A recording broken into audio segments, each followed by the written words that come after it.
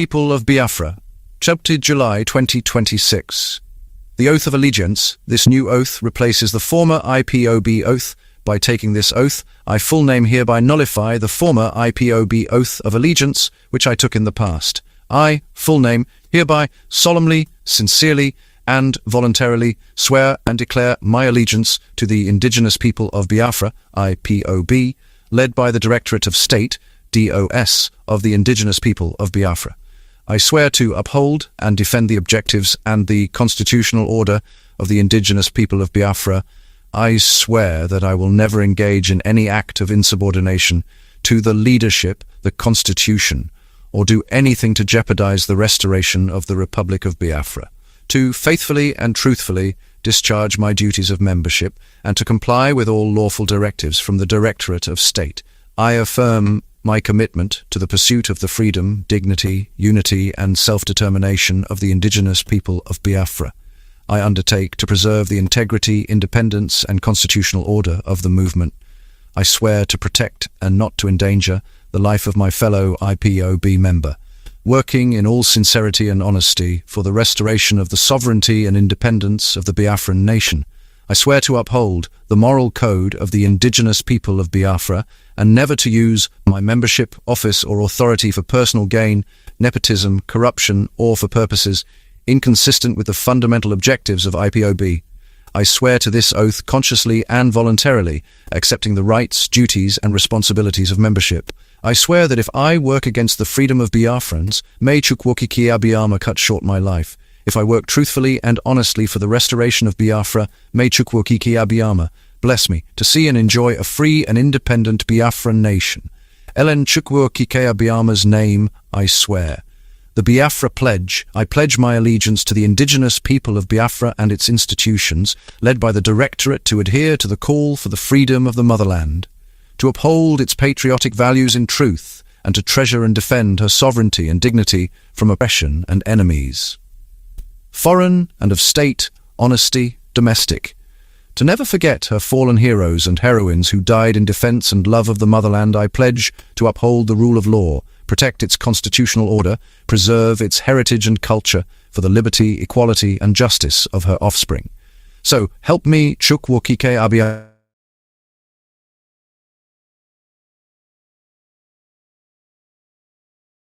Good evening, Biafrans all over the world. I want to welcome you to this wonderful program this evening.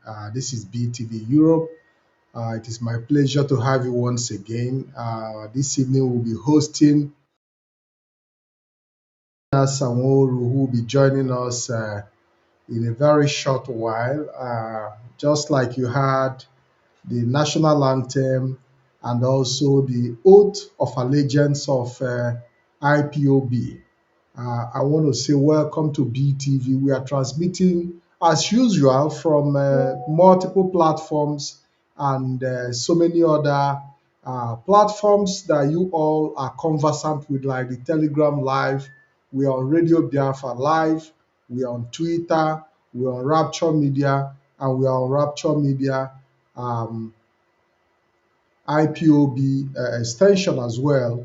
And it is my pleasure to have you this evening. I want to confirm if you can hear my voice once again, because it's very important that I'm getting notification about my voice. So I would like to hear or get a confirmation that I'm coming out clearly before we proceed, before I invite Mazi Chinasa Nworu to join us live in this evening's program. If you are joining us from anywhere in the world, around the world, I urge you to please share this program, tag your friends, and make sure that you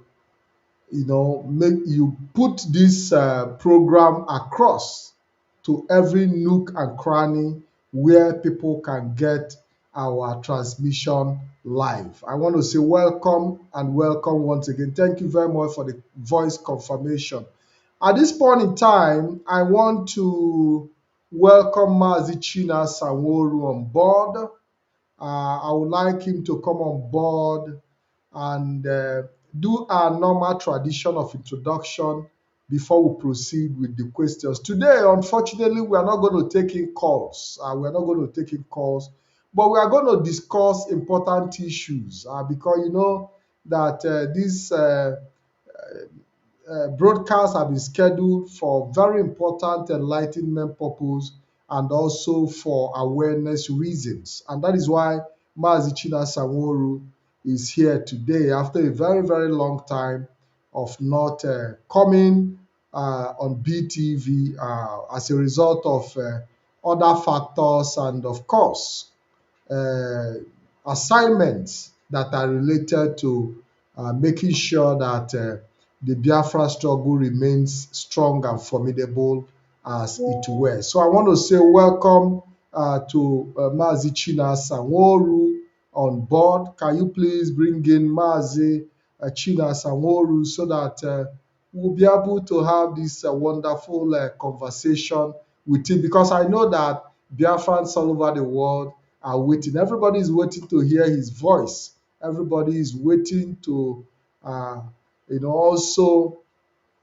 confirm that Mazi Chinasa Nworu is still strong and kicking, despite all the attacks that he has received in the past few. Remain very, very consistent and resilient.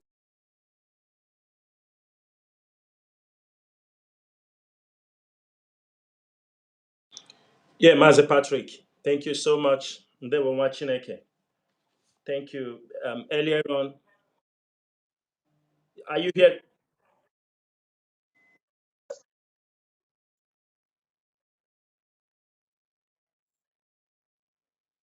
Thank you, Mazi. Thank you. Thank you, Mechiko Kikabiama. Bless you.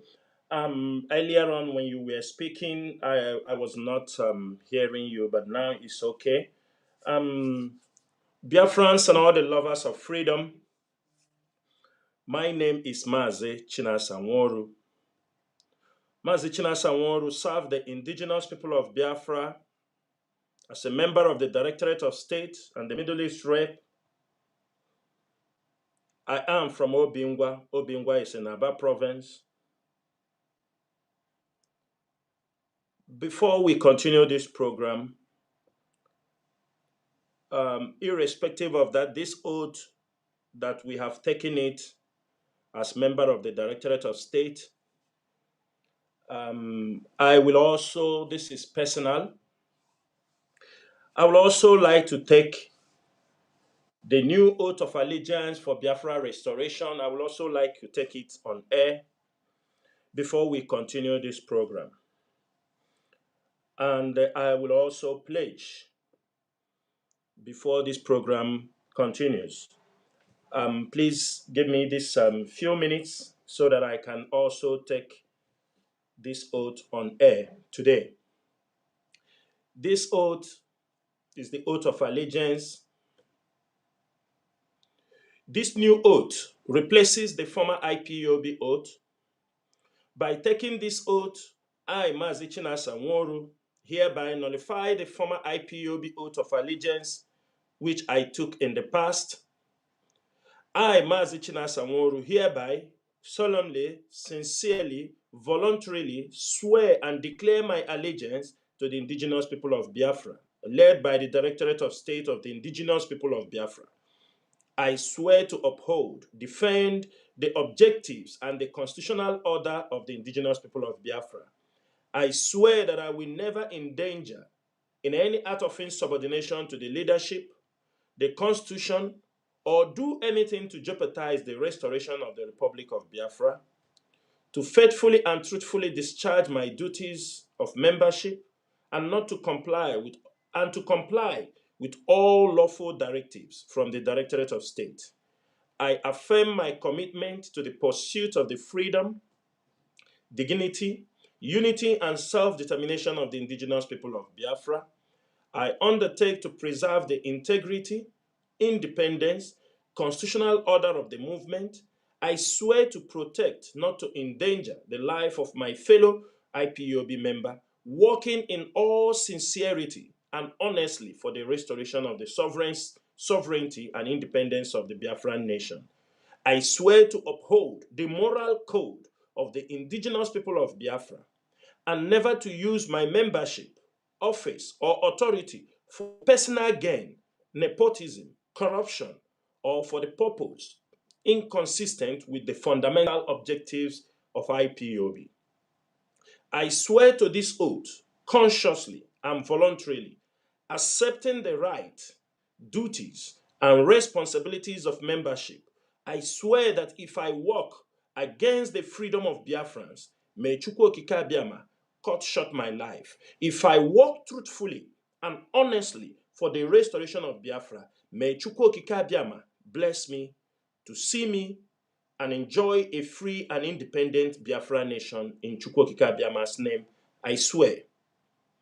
Together with the Biafran pledge, I pledge my allegiance to the indigenous people of Biafra, an institution led by the Directorate of State, to adhere to the cause for the freedom of the motherland, to uphold its patriotic values in truth and in honesty, to treasure and defend her sovereignty and dignity from oppressions and enemies, foreign and domestic, to never forget her fallen heroes and heroines who died in defense and love of the motherland. I pledge to uphold the rule of law, protect its constitutional order, preserve its heritage and culture for the liberty, equality, and justice of her offsprings. So help me, Chukwu Okike Abiama. Thank you, Mazi Patrick, for giving me this opportunity to retake this oath today, 8th of August 2026. Now we can head on with the topic of the day. Thank you, Mazi.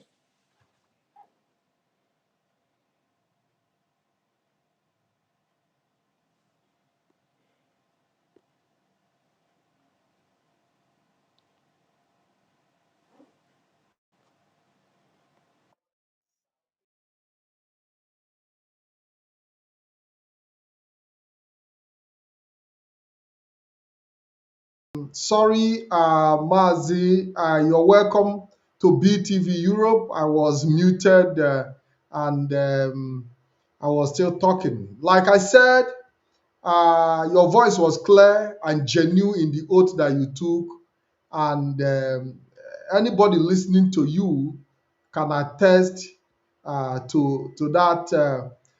Can feel the emotion in that oath that you took. And in line with the oath, I want to first of all ask you a question as regards to this oath. We saw the content of this oath, and we saw how precise and straightforward. What is the inspiration behind this oath? Because I know as a member of the Directorate of State, you the Directorate of State must work assiduously in making sure that a well-organized oath, a genuine oath that meets the aspiration of people is being put together. And the word by word, the articulation, what is the inspiration behind those who actually put this oath together?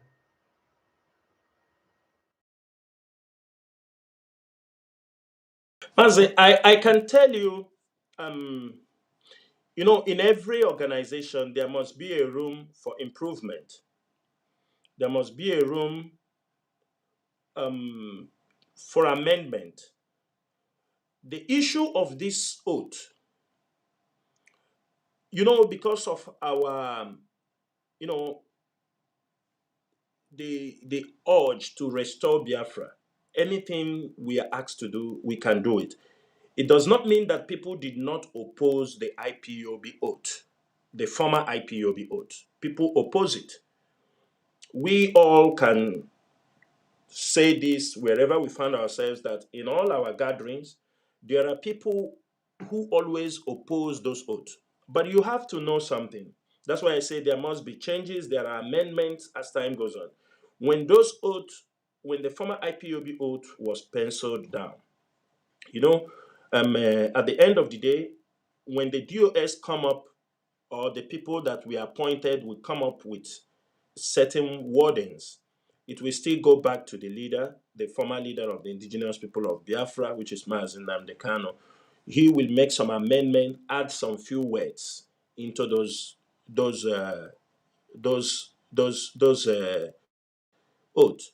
And when it comes out, you know, they will say this is the way he wants it to be. And for the fact that all of us, we want Biafra, so we didn't see it as something, even though people complain about it. There are people who said that time, I won't take this oath and put all my family, my lineage in problem, that they won't do that. That if they go against the struggle, let the whatever the any consequences should be on them. It shouldn't be transferred to their family, which is well understood. So when we are amending this oath, we many things were put into considerations. The opinions of people who have refused to be part of IPOB because of the way our former oath sounds. So the leadership have come together, uh, went through it, asked for people's opinion, what people have refused. Certain things people they fault. Let me take it like that. What they said, it didn't argue well with them. So we look at all those things, and the DOS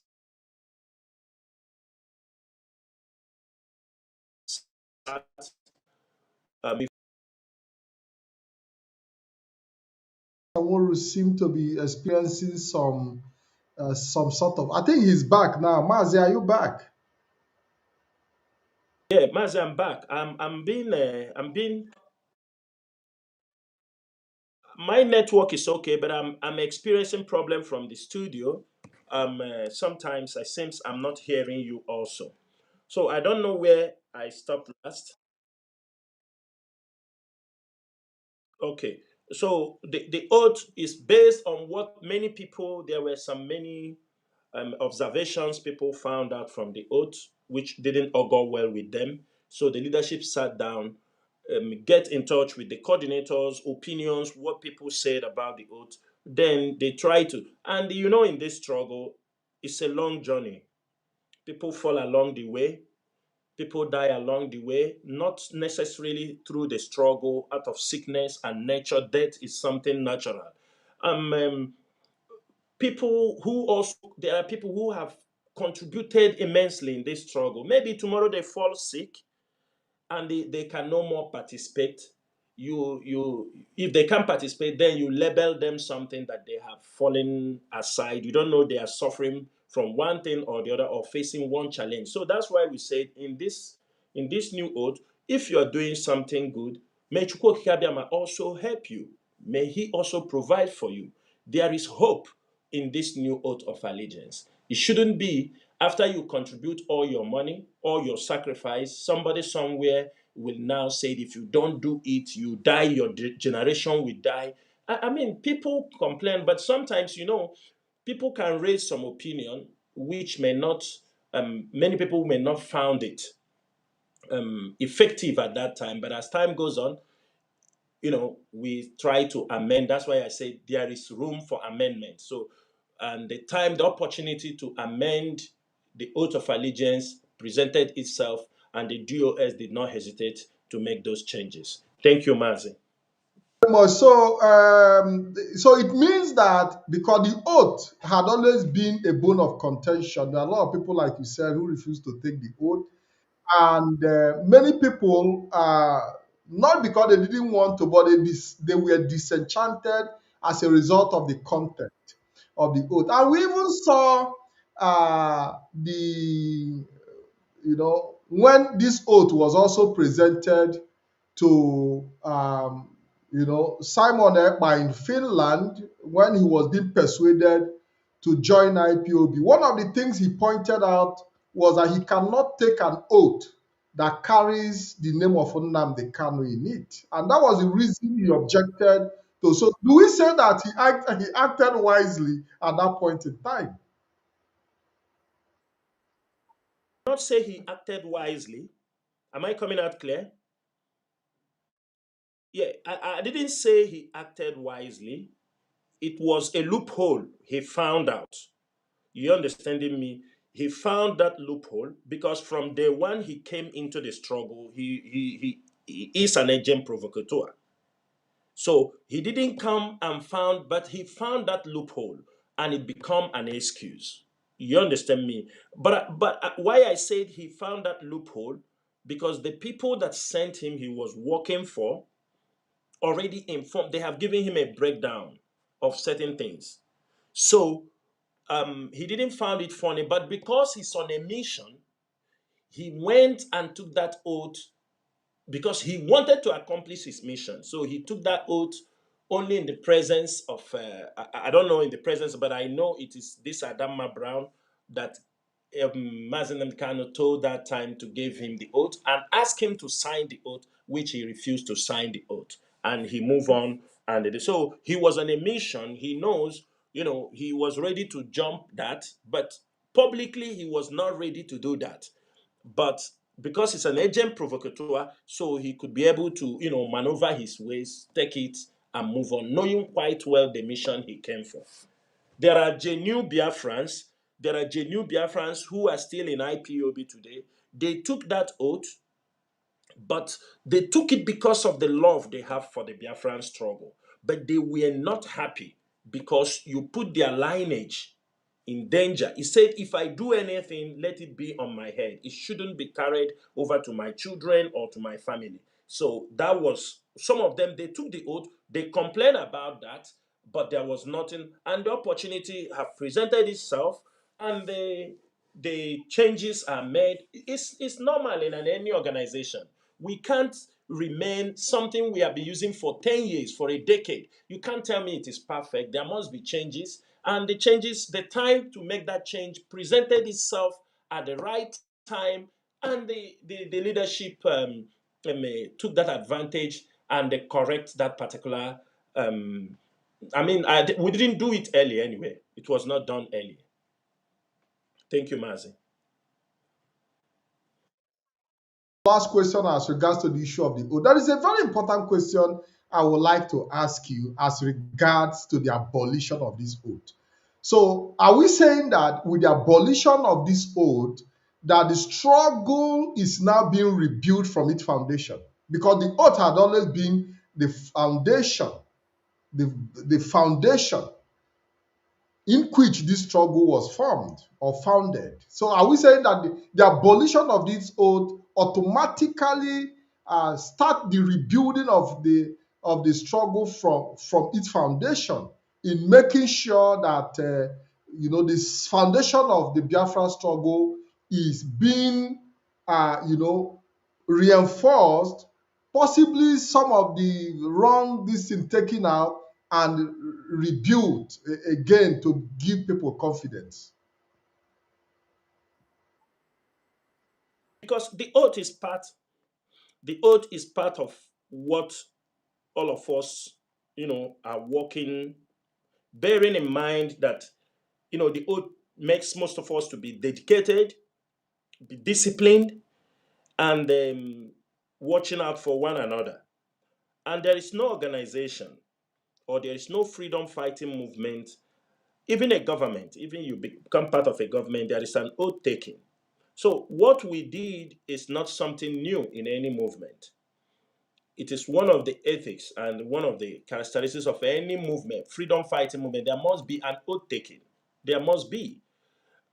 Um, in one way, it reinforces the foundation of this struggle. There are people, like I said, I think with now, when they read this oath, some people found it more freer to associate. Some people see it now, it is more dependent. The oath is on allegiance on Biafra, restoration of Biafra, and an institution, because the oath simply, it's stated clearly it is an institution. The Directorate of State is not an individual. It is not an individual. It's a body. Call it. People can call it the high, ruling body in this movement. People can call it the decision making. People calls, but this is the apex leadership of this global movement. So people will know one day I might not be there. As an institution, it shouldn't be transferred to any of my siblings or any of my brothers who is not part of the struggle, working in line with the struggle, who falls in the structure of the struggle. That is one of the reasons why this oath centralized on allegiance to the restoration of Biafra, to the apex leadership of this movement, and so that people are free. You are not allegiance to me. You are not allegiance to Mazi Doziem. You are not allegiance to any individual. That is the major point. Because we have found out that it's difficult to trust a man. It is difficult to believe in humans, but you can believe in institutions because in institutions they can endure, they can outlive individuals.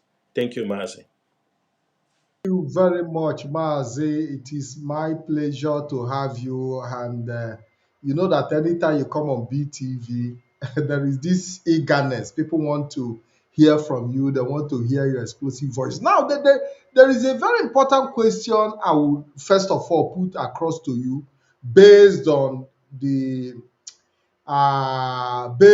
sequence of today's program. Based on the sequence of today's program, we've seen how every crime committed in the eastern region is being tagged on IPOB. Every crime that is being committed in the eastern region, even at some point, uh, somebody was even arrested in somewhere in Adamawa or thereabout, an Hausa person, and they even say he's an IPOB member, a Hausa person. Now, what are the dangers, associating or tagging crime on IPOB and ESN in the Eastern region by the Nigerian security forces and the governors of this Eastern region? What are the dangers, Mazi?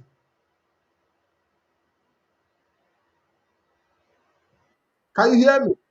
Yes. Am I coming out clearly? Yeah, Mazi, thank you so much. This is one of the topics we decided to handle today. You know, the dangers are enormous. You know, tagging every crime, every crime that happens in our region, you tag it on IPOB and ESN, it masks the true causes of regional violence. Are you understanding me? This it's masked that people won't be able to identify because the Nigerian government, their agents, the governors, with their security apparatus, all of them are in collusion to make sure that IPOB is being destroyed. So they make sure that everything, the newspaper, all of them, they continue to tag every crime on IPOB. And the dangers is that it marks the true causes of regional violence. And this also enables false accusation, false labeling on innocent people. While you put false accusation on innocent people, you are now shading the actual criminals from investigation, from being arrested, because you have come out on the newspaper, you scream and shout about IPOB. The main criminals, they are now somewhere quietly because they know you are not mentioning their names. It's very, very dangerous because on this process, in this process, innocent people are being. That's why you see a lot of innocent people are being arrested if they see any Biafran app or something on your phone or anything, even that you are following some Biafran this thing, they got you arrested, leaving the criminals that are actually causing all this crime, kidnapping in our region. Suddenly our people forgot about how the violence of the cultists in our region. We know cultist violence are always there, especially in Anambra, in Imo State, in all parts of Biafra. These things have from beneath the cult groups, political talks, kidnappers, and the independent political criminals. You know, Ordinarily, normally, when you use IPOB and ESN, they use it to scare people. That is they know IPOB is global. They know IPOB, they have a strong voice. So some of them use this, the criminals, they use the name of IPOB, knowing quite well that the government will run to target on IPOB. Years back, that was what IPOB, we used to, when they say something against anybody, that is also where Honorable Benwan Nabalosa comes in, where we hear where they're dealing with one of our people, we all run to protect, to shout, all these politicians, whether they are right or they are wrong, we will go to defend them. That is good, but it have engulfed our people. Some people will do things, they want IPOB to shout for them. Some people will engage in land dispute. They want to use IPOB. That is why you see me, because I understand all these things that are happening, and you see me coming in. That is why you see land dispute happens. You see the name of IPOB. Somebody will ask, why is IPOB name involved here? Because there are people who are using the name of IPOB, the name of ESN, to scare victims and gain protection. So these things, and when they use IPOB or ESN, tag every crime on them, it distorts intelligence, because automatically when they say it is IPOB, they have blanket the blame. When you have blanket the blame on IPOB, you can no more go to look for those criminals. You cannot later come back and say, oh, we found another criminal group, they're the one that did it. No, it's finished. It's finished. And this is one of the dangers of tagging every crime on IPOB, because they are distorting intelligence about criminal activities, about cultists, about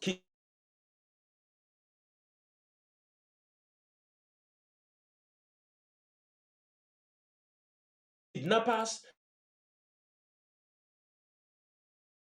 People are being given to IPOB to land dispute. People are using the name of IPOB. That is why you see me from time to time. I scream about these things. We said IPOB don't involve in land dispute. IPOB don't involve in debt recovery. IPOB don't involve in all these things. Our target is the restoration of Biafra. ESN was not set up for debt recovery. ESN was not set up as a political group or political talk to go to harass any political opponent. But the dubious and criminal politicians and the people who have that criminal intent circled the leader of this movement before and used that opportunity and dragged the name of IPOB in the mud.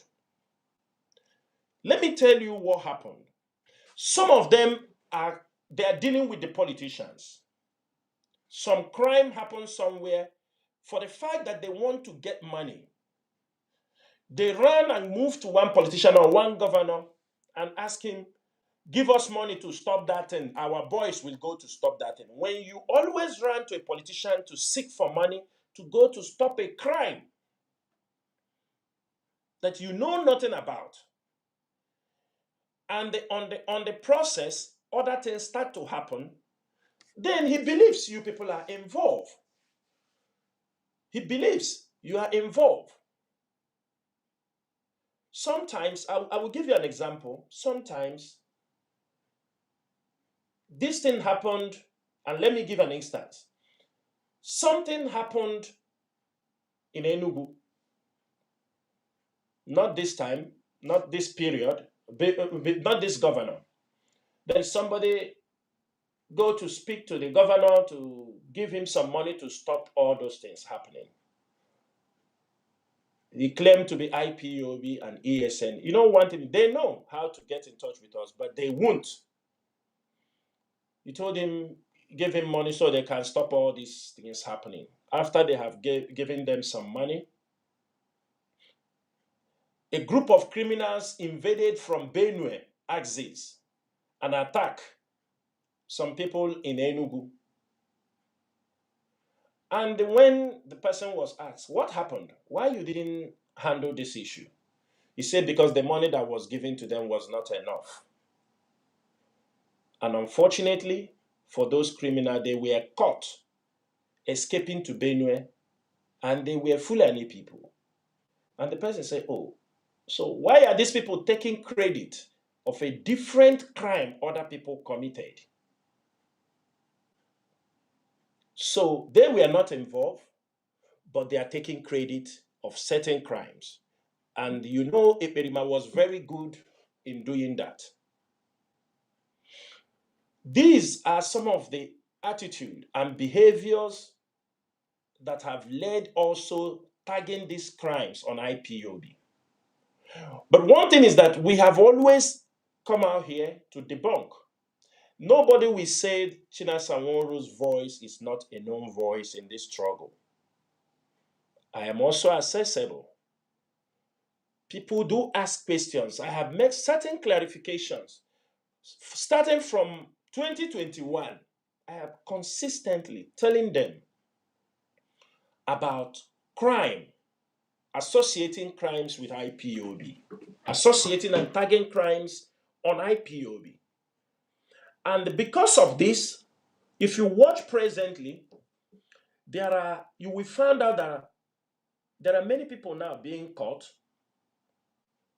And when they are caught, immediately they tag them IPOB. We saw the viral video going on a few days ago. One guy, they say they call him iPencil. He said they are ESN. Mazi. ESN, surrendering a police officer, videoing it, claiming to be ESN. Can't you think these are false flag operations? Because they want to destroy the name of we don't have anybody called, even people, let people come out and say, those who are IPOB members, who are from those places, can they come out and tell us this guy is an IPOB member or ESN? Some people, there are criminals who are wearing the military uniform, police uniform, to attack people. Boko Harams, they are using military uniform, attack as Nigerian military officers. People are using police uniform, going for robbery cases. They never tag them they are police officers. They call them robbers. But when you see they do this kind of drama, the government will take the video and start moving around. These are people. When did they become ESN? They use it because there is somebody somewhere who is encouraging them, who is pushing them to continue to do what they are doing. Because for them, their goal is to destroy IPOB and ESN. If it is not them, IPOB should not move forward. If it is not them, IPOB should be destroyed. If it is not them, ESN should be destroyed. So that they will say, when I was no more there, you people could not do anything. You people destroyed this thing. That is all what they are pursuing. There is nothing more. And they are also giving Nigerian government those, they're giving them those avenues to using to tag all this crime on IPOB. I will tell you something also. You know, tagging all this crime on IPOB and ESN, you know, it have led to harassment of many young people just on the suspicion of separatism. They just harass you. They harass you. Well, these Biafra people, you know, to the point, the harassment to the point, I have I have some, I'm telling this thing on radio so that people will understand what these crimes are happening. I have some of my family members or IPOB members who, once they go home on their normal vacation work, one of them came back, told me how he was harassed in Lagos when the police officers saw, they were searching him and saw his identification that he was resident in Kuwait. The moment they saw he is resident in Kuwait, they said, "Oh, this guy, you people are this Chinasa Nworu that want to destroy Nigeria." You can see just an innocent young boy. They seize his telephone. They asked to go and check whether he is a friend to Chinasa Nworu on social media. They try to check his phones to see a lot of these are because of separatism, because of tagging all these crimes on IPOB members. I have another friend. He also gave me his testimony how in Anambra, where they stop, a voice note, a message he sent, he was living in Dubai. A message he sent to one of his friends said, "Please, I heard that Mazi Chinasa Nworu did a broadcast. Can you send me the broadcast?" Because of that audio they heard from him, they detained him and wanted to move him to Tiger Base, and he bailed himself with over 150,000 naira. Mazi, these are the dangers of tagging, harassing our people. Treating people far away because of what they have succeeded in doing. Some of them don't know the damage they have done. That is why you see some of them coming to us, "Stop answering IPOB, stop answering ESN." I understand what they are saying. But the most important thing is you stop answering it, the government now have captured every one of you. You are now a fugitive. We did nothing. IPOB members did nothing. They are always using IPOB, the authorities, Nigerian government using IPOB as a scapegoat, a convenient scapegoat, instead of solving these complex local security failures. They are failures. They are not handling it. They are using IPOB, tagging it. It helps them to, IPOB have become a scapegoat for every crime being committed. But one thing is this: they forgot that they are blaming a whole ethnic group of being criminal. They forget that we are indigenous, that IPOB means indigenous people of Biafra. And they are worsening the identity crisis in Nigeria. And this thing they are doing, the anger they are breeding among our youth, the anger, because they have continued lying, they have continued tagging everything, is now building anger in our people. It's now our people are pissed off. They trust, some of them that have a little trust about even the Nigerian government, or who thinking there was something, or the police, the trust is being broken. Because they are using this tag on criminality, harassing innocent youth, traveling, public transport or private distance. You can easily be pulled down, searched, tagged an IPOB member, tagged for as a Biafran this thing, and they will, if care is not taken, if you are not strong enough to defend yourself, because not everybody knows how to defend themselves. Maybe he don't know anything to talk. He said, "I don't know." Before you understand, the youths are being gunned down. And this anger is breeding. They forgot that they are calling IPOB, IPOB, IPOB. They forgot that everybody in that region, he may tell you, "Okay, I'm not IPOB," but he's a sympathizer of indigenous people. He's a sympathizer of Biafra restoration. He's a sympathizer. You cannot continue trying to tag all crimes on IPOB, on ESN, without going to solve this insecurity complexity that we are having. The other day, you saw there was one guy, they cut off his head, they say Ishina Nworu. And I can tell you people, they tagged him ESN. This guy, never part of IPOB, never part of ESN. What is exactly happening in those areas? If you go to my past broadcast, it is always one thing or the other. And if you go to Osumohu, the problem they have in Osumohu in those Olo area is pit, sand pit.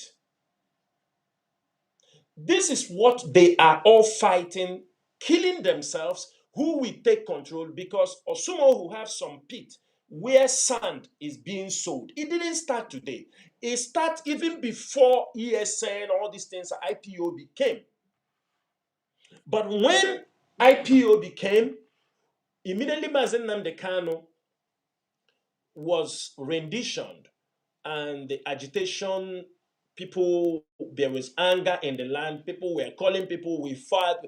This is when this problem they start calling people to come, that we are going to fight. It's for Biafra, let us take over here to find money. This is what happened in Osumohu. It is the pit that is in Osumohu. I think the community makes either 2 or 3 million daily from sand they are selling from those pits. That I think that Olase River, all these things. It's a very lucrative pit for the community, for Sumohu people. They're killing themselves. They are importing thugs from every other place, using the name of IPOB to scare their victims and seek protection. Sometimes you hear something happening there, you jump and put your mouth. So they are Biafra. This is IPOB have done their best to separate ourselves. I have said all these things. All these places the crime have taken cover. We withdraw as far as August 2021. Anything IPOB members were killed in that axis, IPOB members were chased out of those places for things they don't know. But you see the government, the security apparatus, they continue. And I want them to go to face the real risk, the real problem facing those communities, where those people are. They have killed him. They cut off his head. They call him IPOB member. They said he's ESN. He has never been an ESN member. We don't even know somebody is in our wall. And they are all operating, and they know he is under the boy they call Ochiaga in Osumohu. That is one of his boys. Because the local politicians, some of the traditional chiefs, are also supporting those people. They use them, committing crimes, handling their opponents, but if anything happens, they will tell you it is IPOB. How are they IPOB? How are they ESN? People, we have come out here and do your intelligence, do your due diligence. No, they don't want that. What they want is the rush. They call the name of IPOB, put them in the newspaper, and the crime persists. But I promise them one thing. IPOB will defeat them. In all this crime, they are tagging on our people. They are tagging on IPOB and on ESN. We are not going to deny that we are IPOB members. We are not going to deny or back down from our objectives of why we gathered in over 100 countries. It is for the restoration of Biafra. Tagging crimes on IPOB will not solve any problem.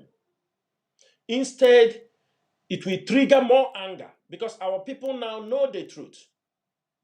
They know you people are just blackmailing IPOB. They know you are heaping all these crimes on IPOB just to call a dog a bad name. And that is why we must continue. IPOB media, warriors, IPOB writers, we still have a job to do. You people are doing a great job. Nobody have ever defeated a volunteer army. Forget about all these people that they are paying money to write. We have been here before them.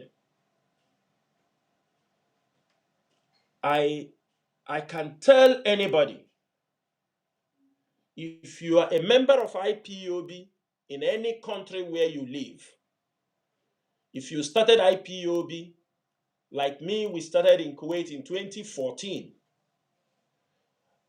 There were people who started also in 2014 in different countries. And if those IPOB family have existed over a decade, if you look back, you will find out you are one of the oldest association in that country where you are living that have survived. Hardly you will find in many countries any Nigerian group that have survived like indigenous people of Biafra in diaspora. I can tell you, like where I am living since 2014, we are the longest surviving group that you can find here. Igbo groups don't survive. Nigerian groups don't survive. We are one of the oldest, and I want us to put it into account why Nigerian government cannot destroy IPOB. They cannot be tagging us as crime in a movement where you have gathered for 12 or 13 years without no issues in that country. You have been peaceful, no crime, nothing. And I can tell you, Biafrans, those who are members of IPOB in anywhere they are, most of them, even if in one thing or the other, they become a changed person. Changed persons. If you look back and see the sacrifice we have done, do not be deterred by all these crimes they tag on us. We shall defeat them. Eastern Security Network will continue to carry out their duties against the invading Fulani herdsmen. I will tell people one thing, irrespective of what you say, even if you are killing me, ESN for one day was not formed to carry out any activities against anybody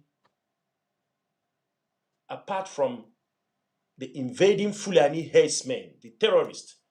We have seen what is happening in Benue. We have seen what is happening in part of Ebonyi.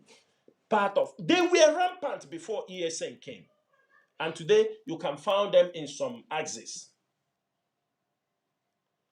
And based on this, that is a policy to make sure that Fulani herdsmen do not overrun our places.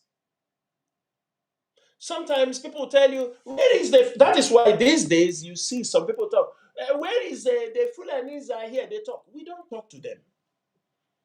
Because those people talking those things were once people who have followed and bastardized.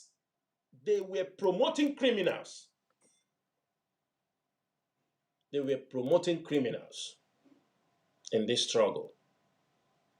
And when the table turns, you see them because they speak from both sides of their mouth. Therefore, I'm using this opportunity to call all the Nigerian media houses who takes turn. They publish rubbish, just like Sahara Reporters and Daily Post.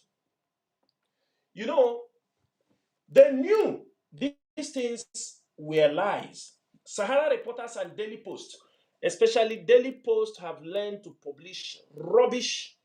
They know fake names. They call themselves a national newspaper, but they are publishing articles, stories against IPOB, against ESN with fake names. You see them. Let me give you an example.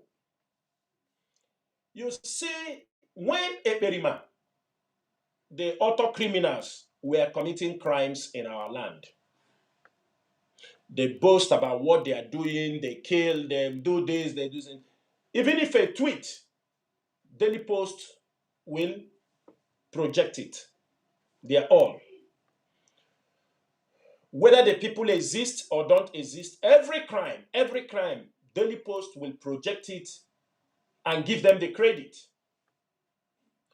The same pattern, Daily Post publishing what is the purpose? To destroy the name of IPOB, to destroy ESN. Just like you see Daily Post publishing articles. You will see him publish article of somebody call himself Chidera SQ. If you ask Daily Post who is Chidera, he cannot provide it for you. He cannot identify it. Anything they gave to him to publish against IPOB, the leadership of IPOB, he's the first to publish it. He will publish post by Onyedeka Ife, the SQ. If you ask him who is that person, he don't know. But as long as it is something that is damning against IPOB, against the leadership of IPOB, Daily Post is the first newspaper or first Nigerian daily with Sahara reporters that will publish it. He will publish Njoku O Njoko. The way you remember the time they bring the issue of Njoku O Njoko. Everything, global colosseum for legal non-entities and all these things, they will write and he will publish. You see them all that period. You saw what Daily Post used to publish to damage the reputation of IPOB. Maybe many of you do not take notice of this. And when Daily Post, because why I'm calling out Daily Post is because Daily Post played a very major role in trying to damage the image of IPOB and ESN. They were the first to publish them. Other newspapers may not publish it because they are not sure, but Daily Post will be the first to publish those things. During Eperima period, Daily Post was number one to publish anything Eperima, any crime taken. And they won't write the name of the person publishing those articles. They will just say Daily Post staff. That's only what they will write. A national newspaper is behaving this way. Most of you are not taking note. Then after that, when he saw that Ekperima was sent to jail, then Daily Post pick up publishing articles against this leadership from Chidera, which we don't know. Nobody is Chidera. Onyedeka Ifedi is a lawyer Jimako SQ. They are the one writing all those things, damning things about the IPOB and leadership. Some of you don't know. Then they come to Njoko, they will write, because all these journalists, some of them, they don't pay them. They pay as you go. As soon as 50,000 naira enter the account, boom. But they are damaging their reputation, where they are trying to destroy IPOB. And I can bet them their end is near. Daily Post and Sahara Reporter. Sometimes I feel some of our lawyers also in Nigeria don't know. They don't know what to do. You see Showore, they carry him to court. Sometimes they pity for him. How you pity for him? This guy is a slander, a blackmailer, and a propagandist. Look at what he's doing to IPOB. Look at what he is doing to any rubbish. He knows those things Aloy is writing, they are fake because they give them money. That's why I don't pity for him when people are dragging him to court, because that is his way of life. His life is all about blackmail, lies, and propaganda against people. And that is why you see anybody, any group blackmailing people, it started from Jonathan period. Maybe some of you have forgotten. When Amechi, they used him and he started to blackmail Jonathan and did all kind of rubbish. We look at him, we laugh. These are agents they are using to blackmail IPOB. Forget about somebody coming and say, I'm with him Namdekano and not with IPOB. And it makes no meaning. I told people, you come, you said, I am with DOS, not with IPOB. You are a liar. I am with this person, not with this. You are a liar. IPOB is IPOB. Centralize your argument. If any leadership, in any leader among the leadership misbehave, call him out. If he did anything wrong, you feel that he did wrong, call him out and leave IPOB. Because IPOB is a body. It's an institution. These two newspaper groups, every IPOB member I want you to review. And there is no need for us to promote anything they are writing any longer. I'm saying it this night. Daily Post, and the Sahara Reporters. These two newspapers, because they are the two newspapers, they play the major role to blackmail the name of IPOB. They play the major role to blackmail the name of ESN. They play the major role to destroy the leadership of this movement. These two newspaper group. And from today onward, if you're a lover of this freedom, we blacklist them, Daily Post and the Sahara Reporters, in any of our platforms. I know other people did, but I mean people, they took it as a contract. I've told you the role Daily Post have behaved. Tagging crimes on IPOB and ESN. They were the first people also calling that Chinasa Nworu and this thing want to, I don't know, there was something they wrote also when they were writing their rubbish. But go and check everything that will destroy IPOB, Sahara Reporters and what they call it, and the Daily Post, they are spearheading these articles.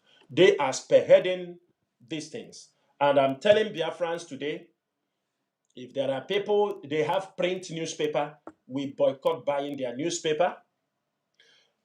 Online, block them, unfollow them, and we will make sure we don't promote any of their distance on our platform, irrespective of anything.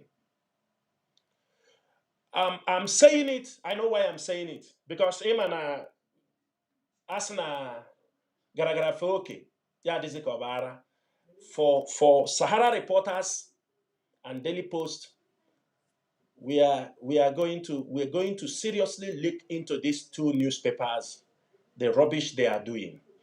Because if you follow very well who is Chidera, they cannot.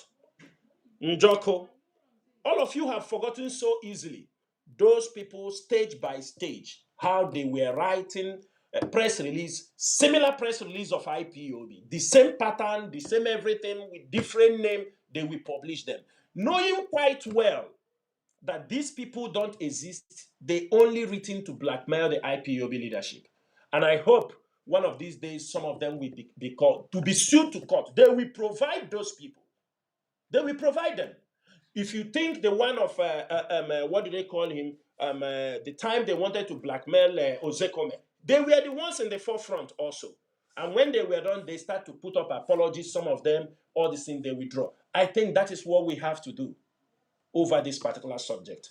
Mazi, I will stop here on this topic. Yes, it's a long time I haven't come on air, but I will stop on this topic on this one so that we can pick other topics and I'll be able to take up the last two topics. Thank you very much, Mazi. You've made some point as regards to Fulani herdsmen invasion. Can you please give us? Yes, I can hear you. I can hear you, and I'm live. Can you hear me? Okay, I don't know what the issues are, but I know that I'm live, and I hope that Mazi Chinasa will connect back to Rob because I would like to ask him a question as regards to. as regards to the situation, the security situation with the invasion of the Fulani herdsmen and the possible jihadi activities going on in our region and in Biafra land. When he comes back, we're going to take that question and see if he can share some level of information uh, among our people and also educate our people on the prevention steps that need to be taken, especially within this period where we know that a lot of things as regard to security is going on in the region and in Biafra land. So we will be waiting for Mazi Chinasa Nworu to rejoin us back, and he will be able to respond to those questions. I want to say thank you very much, Biafrans all over the world. We are seeing your activities in the comment section. We are following all your comments. Keep dropping those comments. Keep them coming. Keep on making your views heard, because your views are very important. I know that he's back. Mazi Chinasa Nworu, are you back? Okay. Okay. There is a question I wanted to put across to you, which falls within the second organ of our discussion this evening. Uh, the issue of Fulani herdsmen, the invasion of our region, the invasion of Biafra land, and also the possible jihadi activities that is going on codedly. Are there information you need to share with our people in this regard? Are there things you need to let our people know, preventions that need to be put in place at individual levels? Mazi, can you hear me? Mazi, I can hear you. I can hear you very clearly. Mazi, the issue of Fulani herdsmen and the jihadist terrorist invasion in our place is a long time agenda for the Fulanis. It's a long time agenda for the Islamists. Our people are they don't know when tension goes up, sometimes they are asked to slow down. They are asked to slow down. Mazi, I want to ask our people, are they even aware what is happening between our border lines? I mean, when I say border lines, I mean between Benue, Kogi, what is happening in Edo, what is happening. Are they even aware what is happening? Because we have this attitude that until it comes to our doorsteps, we don't take issues serious. If you go to Enugu, a lot is happening in Enugu. When these Fulani people will give instructions to their people, like last time, we made a video. There was a video that was circulating. The Fulani herdsmen, let me say, they were exodusing out of Nigeria, heading towards the northern Cameroon and Central Africa. It was a huge caravan of cows, and they said they were camping around that Taraba mountain. They said they are moving. What was their reason? They said they were moving because of insecurity. They called their people. I think, the normal nomadics to leave. A lot they left from Ebonyi also. Some left from Enugu with, with the intelligence report we have. Some of them that then some left also from Benue. Now, the question is this: do you think they are moving out? There was no danger coming. Do you think they are leaving because they knew that there is danger coming? That when these jihadists will start to strike in Biafra land, most times them who are the innocent, some innocent ones, whom they use as cover. Because one thing that happens is that these people can come into their territory. The jihadists, Fulani jihadists will come in. They will come come and stay in the community where those Fulani herdsmen are. From there, they start making move. And when they start making moves, when they start making moves, they know that people will trace them back to those camps where they are. That is why some of them who are doing their normal businesses are now leaving our region. And I can tell you, as they are leaving our region, it signals something different for us. If you watch what is happening in the north, is there any sign that these people are going to stop tomorrow or not tomorrow? If they are not stopped, few days ago we see the number of people in Sokoto. They said out of 23 local government in Sokoto, 20 local governments, they have stopped schools from primary to secondary school. 20 local government. There is no more schools for children because of the jihadist attack. When 20 local governments out of 23 have been overrun or people have left those communities, those local governments, what else remains in that state? Where do you think these people are heading to? If you see what is happening in Benue, on a constant move, there is killing Meeti Allah chairman, there is killing the children, and when those things happening, these people will come for revenge. They will start the killing. When people defend themselves, they will reinforce and come for revenge. Our people need to be on a very, very high alert, because the government will not help you. The police will not help you. All these things our vigilantes are doing. Our vigilantes. I saw them, I saw some of them. They will go in the bush, they show themselves, they say that this Fulani, we came here, we are pursuing it, we hold court people. It's good. Pursuing court and the pursuing Fulani herdsmen is two different things. Because why we continue to say this, if communities want to handle anything Fulani herdsmen in the bush, they should be very, very careful. Reasons are this. When among you people in the community, whether the PG gathered you people, whether the traditional ruler gathered all of you, and the Fulani herdsmen make an encroachment in your community,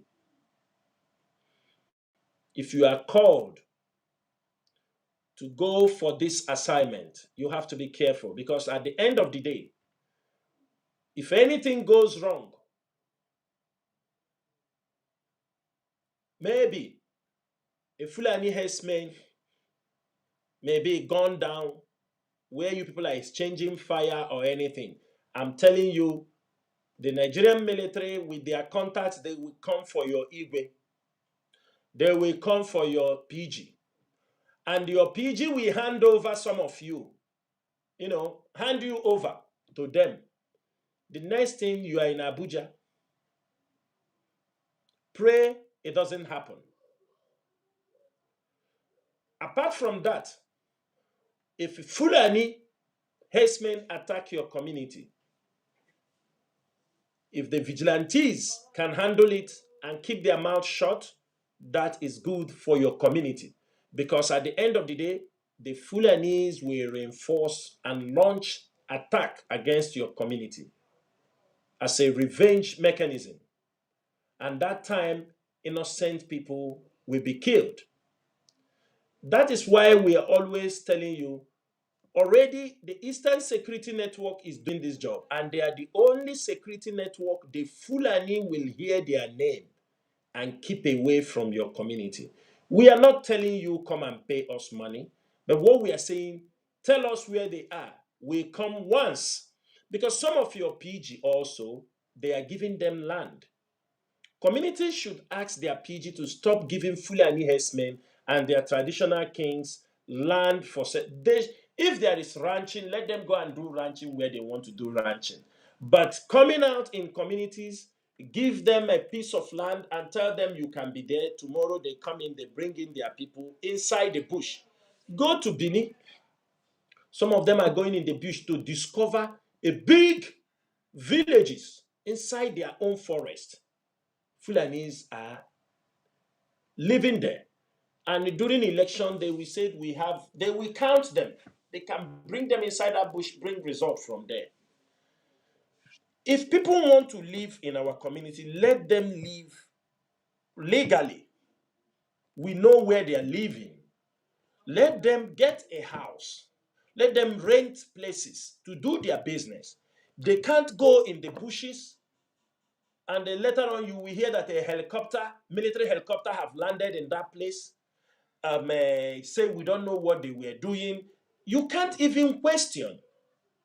That is why we must always be on high alert. The situation in Nigeria is not getting better. It's not getting better. The earlier we understand this, the better for every one of us.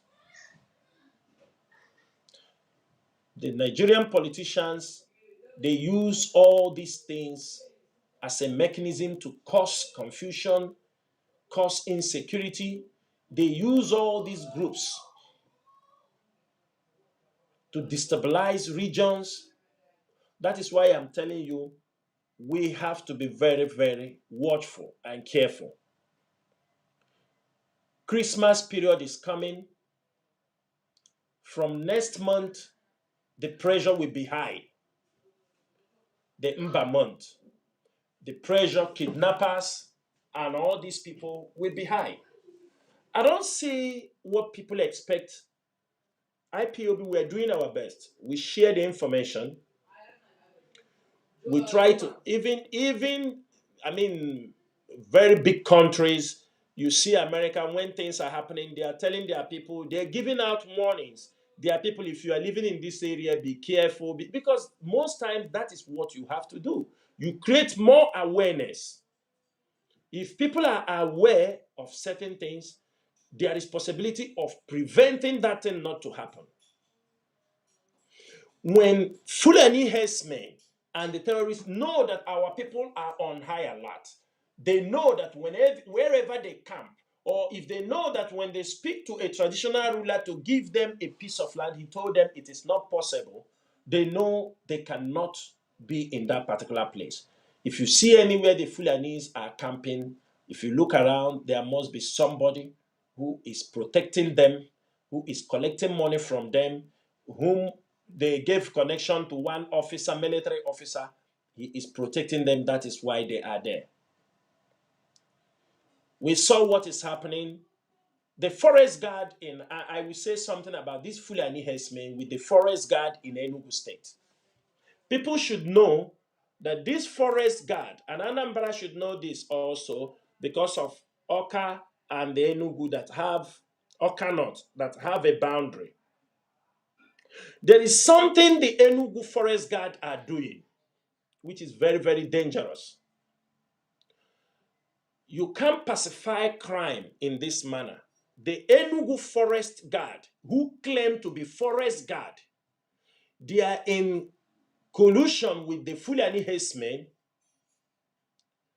in those border communities. They agree with them that do not disturb people in Enugu, but you can cross to Anambra, do whatever you want to do, and you come back peacefully. This is what the forest guards in Enugu are doing. So when these Fulani herdsmen cross from Enugu and go into Anambra, they go to kidnap, they go to commit crimes. After that, they return to Enugu, and the Enugu forest guard will protect them, using them to destabilize the neighboring communities, destabilize the neighboring town. That is what the Enugu forest guard is doing in that axis. I'm telling everybody living in those areas to be aware of what is happening. Now, sometimes you find out that when the Fulani herdsmen, because there is a cattle route. There is a cattle route. It's an old route from Enugu that enters Anambra. And the Eastern Security Network is keeping a very close eye on those routes. So you found out that when those people crosses the route and being confronted by the Eastern Security Network, now you see the governors, all these people, they start running around, calling the military, calling the this. They say the Fulani Meeti Allah chairman, they vow that they are going to import their killers, their Fulani warriors from the northern part into Enugu because of what is happening in those areas, because they are having some misunderstanding with the forest guard and the Enugu and the security forces that they are not protecting them. These conversations, they do this conversation in their mosque on Friday prayers. They have done many things to take over these areas, but it is not easy for them. So they have decided that they are going to import their people. They are Fulani, they say they are Fulani militias.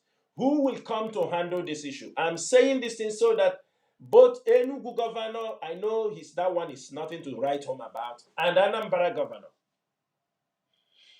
You cannot deny there is no cattle route between Enugu into, it is a controlled Fulani cattle route.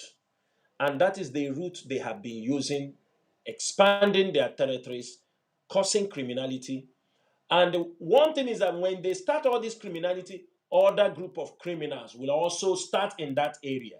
So that when they do it, they say it is a Fulani. When Fulani do, they say it is some people in that area. They bring confusions because everybody wants something to mask his own crime.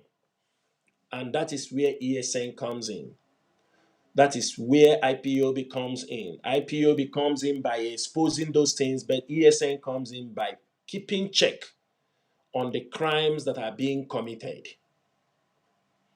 So, Mazi, at that topic, I will come back on air because this is a very serious topic we have to look into.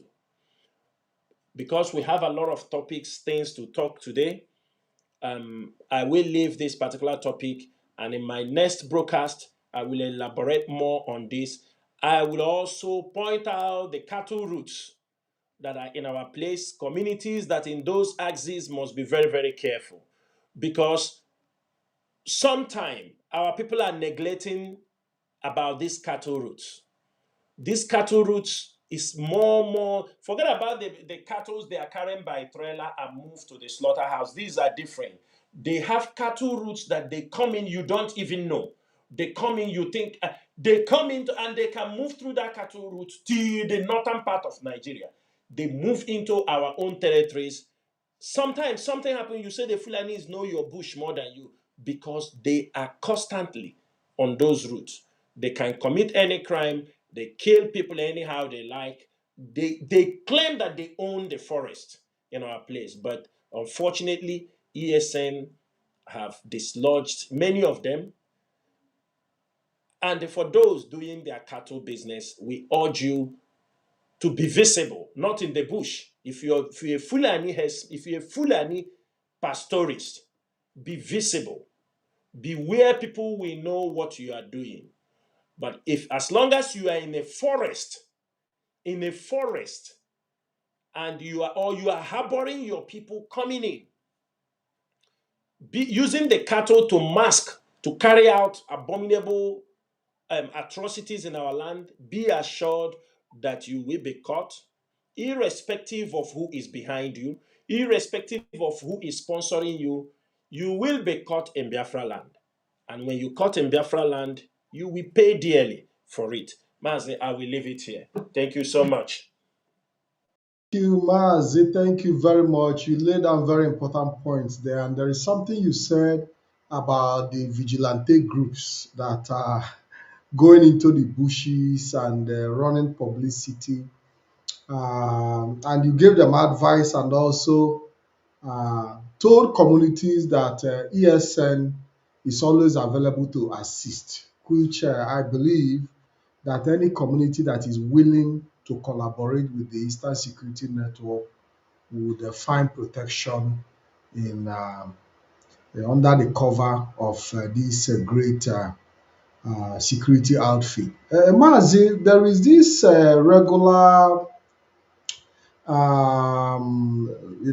falsehood being peddled against the leadership, the DOS. We've seen blackmails all over the place, name calling, different kind of accusation. In fact, you personally have been a major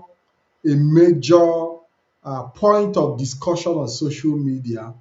Your name flying all over the place, blackmail all over, and you haven't actually taken your time to debunk. And the question is, how many are you going to debunk, by the way? Are there things you would like to say this evening as regards to the amount of blackmail that we see, the image tarnishing we see against you on the social media?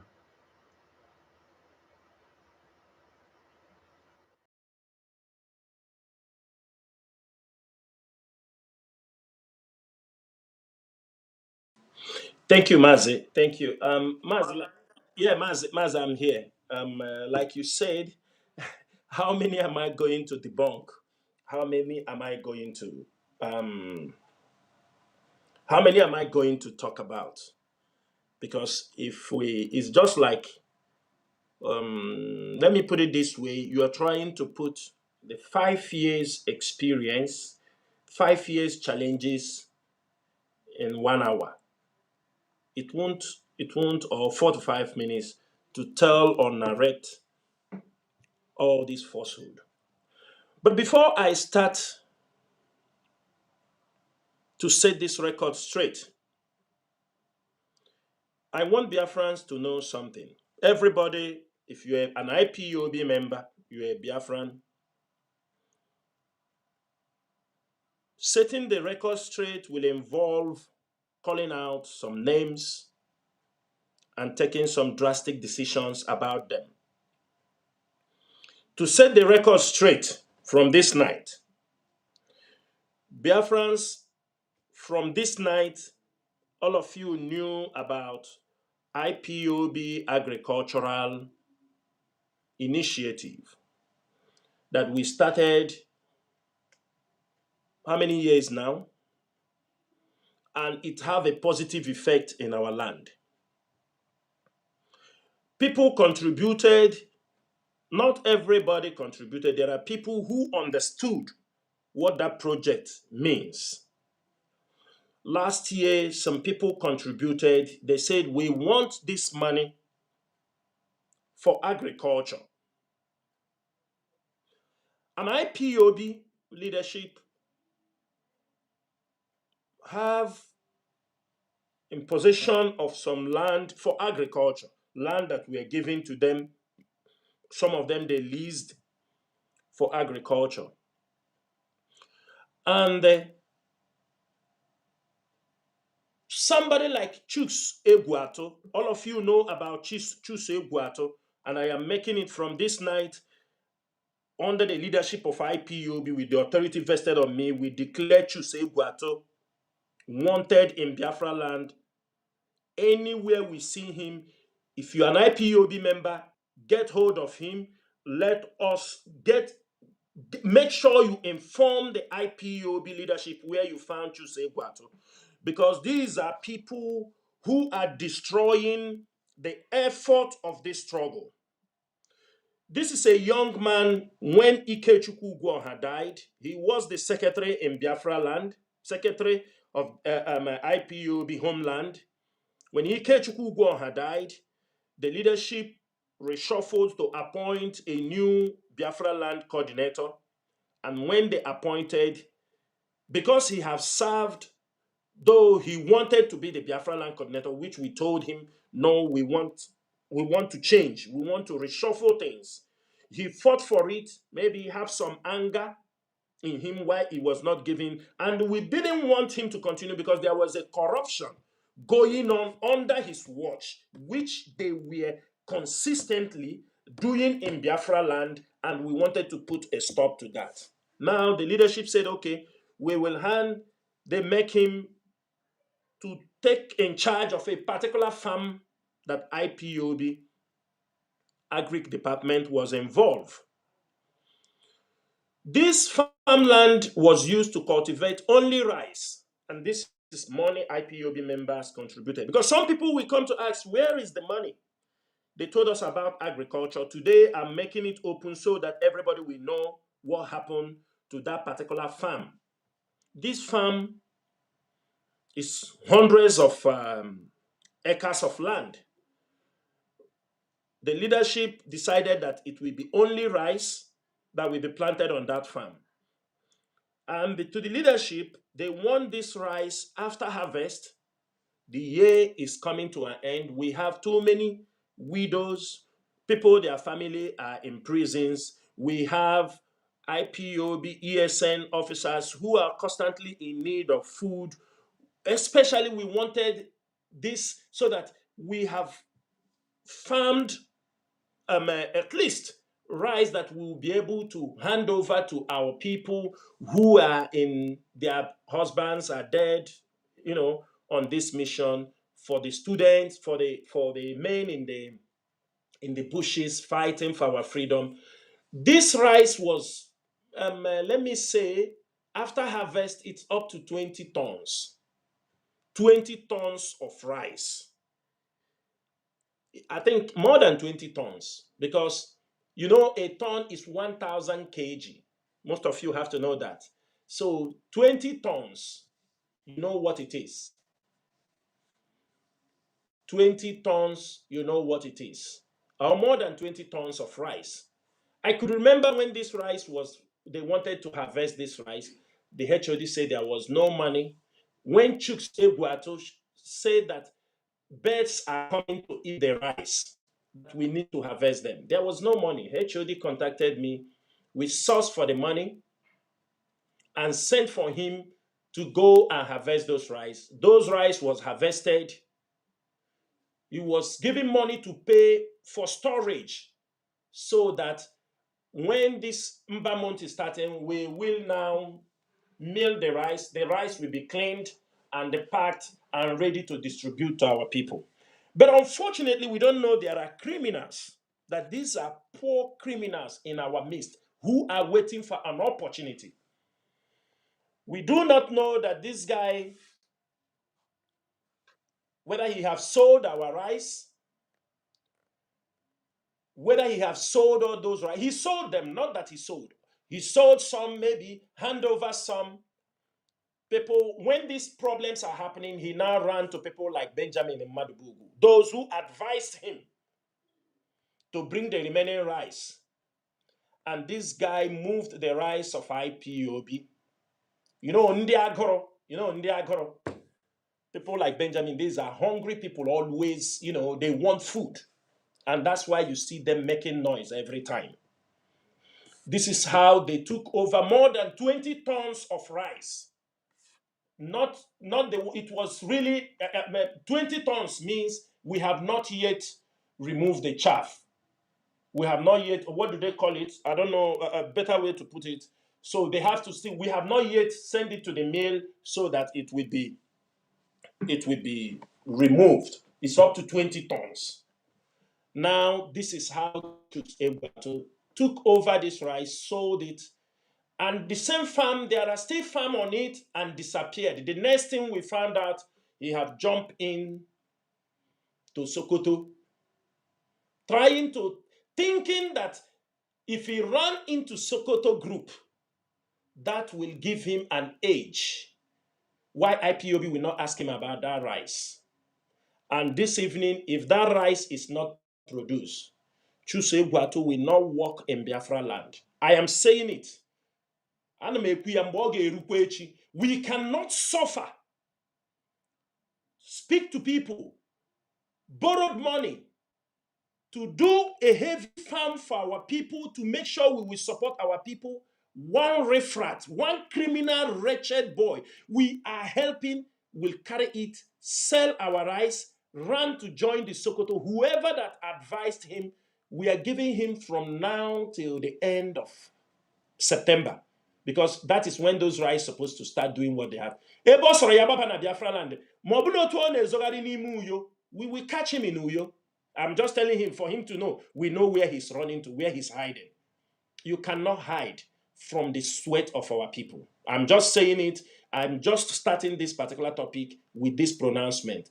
Chuse Guato is wanted in Biafra land until he hands over 20 tons of rice for IPOB. If he don't do it, anywhere he is, we get him, he's in a big trouble. Secondly, Mazi, I want to clarify certain things that people have been making noise. I don't want to talk about some things because it doesn't exist. It doesn't happen. For me, it doesn't happen. You know,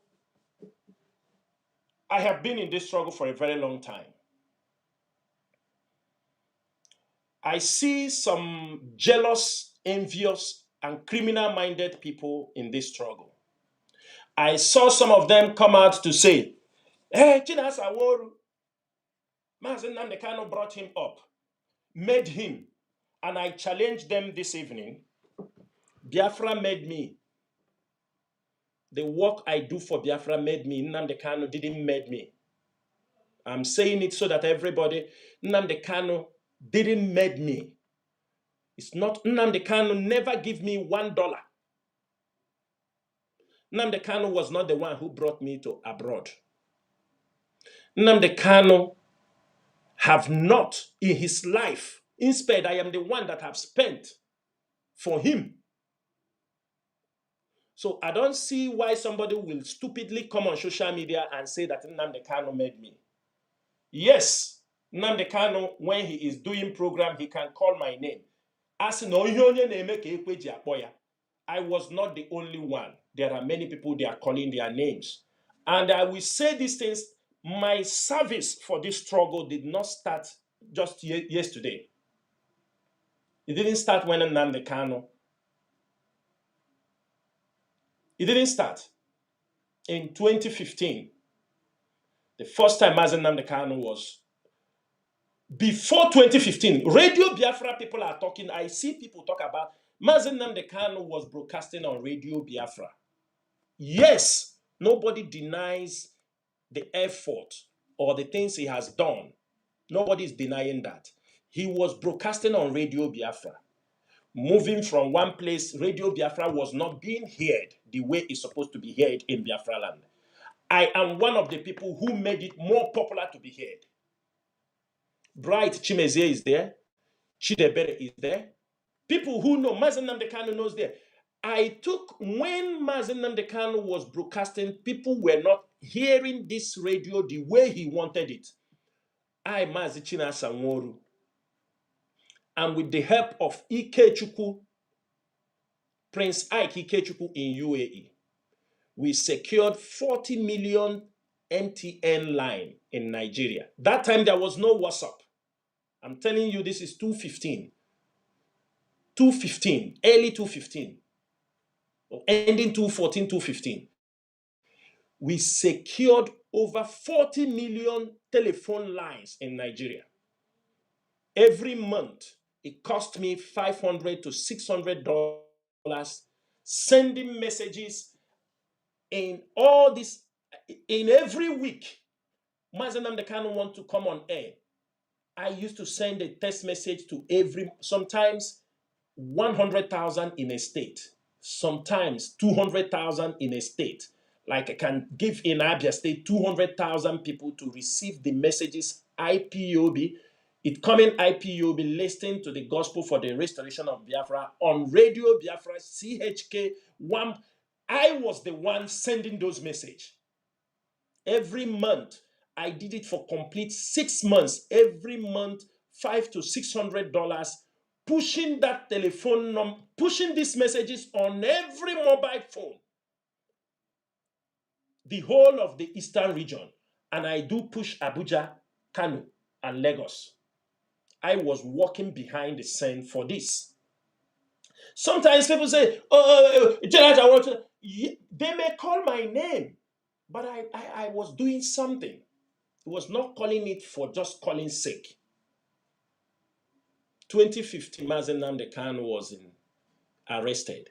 It is me and the IPOB members and coordinators in the Middle East. We sponsored this protest that moves from Abo to Anambra, Anambra to Enugu. Bright Chimezie is there. Chidebere Omudinwe is there. Emma Powerful is there. He knows about it. Alhaji, they know. We sponsored it. We initiated it. We pulled that string. It's from the Middle East. Why I'm saying these things is somebody have come a very long way in this struggle. Now, all this falsehood, it is unfortunate, is coming from the person we have dedicated our life. We have dedicated our time promoting him, projecting him for the restoration of Biafra. Little did we know he was having a different agenda. You may want to believe or you may not want to believe. You may want to live in denial or you may not want to live in denial. It does not mean we are towing down on him, but this is a reality that is facing every one of us in the face. A man we are protecting, defending, using our money to project him. Suddenly had a problem in Kenya, brought home. Some of you, what you are hearing today, or whatever you see on social media, they are talking about, is something we knew, the leadership knew. Somebody like me knew about it from 2021. For you, you heard it yesterday. Some of you who are visiting him, you know what he is telling you. Those things he's telling you, he didn't start saying it yesterday. He started saying it in 2021. All those things he's telling you.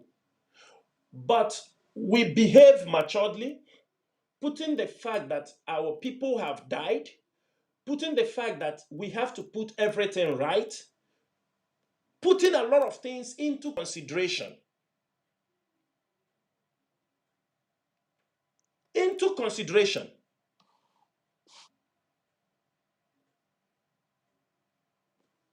When we say about one thing or the other, or people who are saying he is in the jail, allow him to come out to talk. And when he come out, that he's in the jail, you are just deceiving yourself. You are just deceiving yourself, and you are a hypocrite, because in the jail he is, it didn't stop him from anything. He's communicating, he's living fine, he's spending his money the way he wants it. Everything he wants, he gets it. He's even more free. He's certain where he is than most of us who are staying outside, watching our back every minute, every day.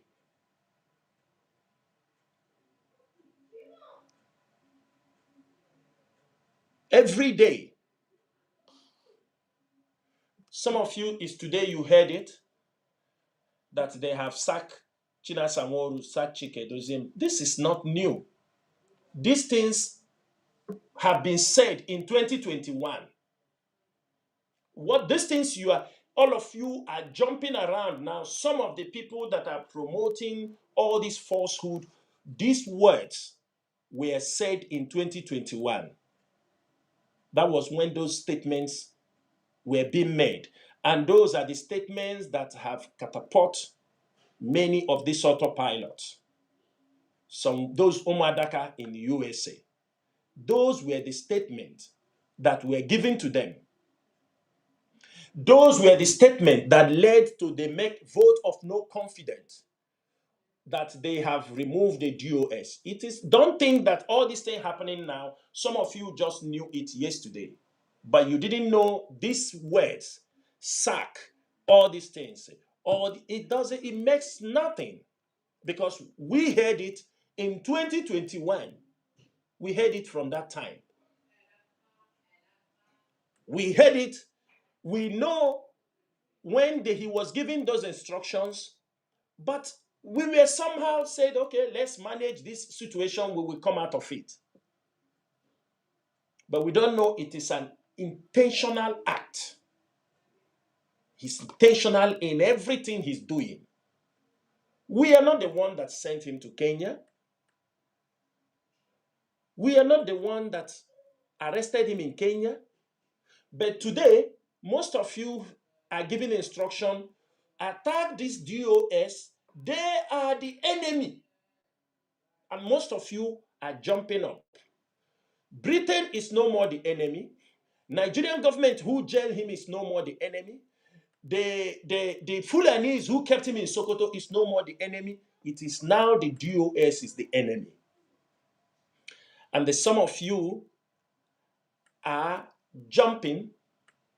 They are pushing you so that you fall where others has fallen. For me, Mazi Patrick, I don't disturb myself so much. There are people when they are talking, I don't make a move. It doesn't shake me because I know the part they are talking from. Every one of them you see talking, there is something they were benefiting. You know, most of us were using our money promoting the struggle. This set of people are people, they never put $1 in this struggle. They are only on the receiving end. You know, we don't know what was happening in this struggle before now. Until one day, we start to get information, give this person this amount of money. For example, one day, we were asked, a message came to us that we should give Benjamin in Madubugu $10,000 to take care of his children's school fees. I was shocked. I was shocked to my bone of the marrow. When this message came to Mazi, both of us were shocked. We were shocked that we couldn't even say these things to other members of the DOS. That was the message. We didn't get any message, any meaningful, any straightforward message. The message that is always coming is either it is an order, give this person money, or do this, and that thing he wants you to do, I swear to God, you do it, you will fall inside. It was all a trap to bring us down. It was all trap to bring. Anything that we were asked to do is something that will destroy you. It is not something that will put you in a better light. You see them, that's why I said these people are horrible. Because I was shocked when they're talking about Radio Biafra, they will take Radio Biafra, I look at all these things.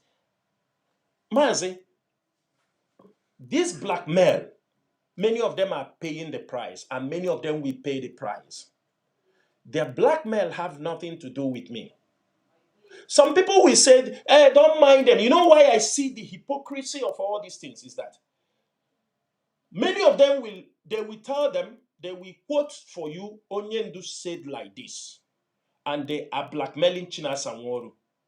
Blackmailing Chinasa Nworu. When Chinasa want to say the truth of that blackmail, they will tell you they are attacking Mazi Nnamdi Kanu.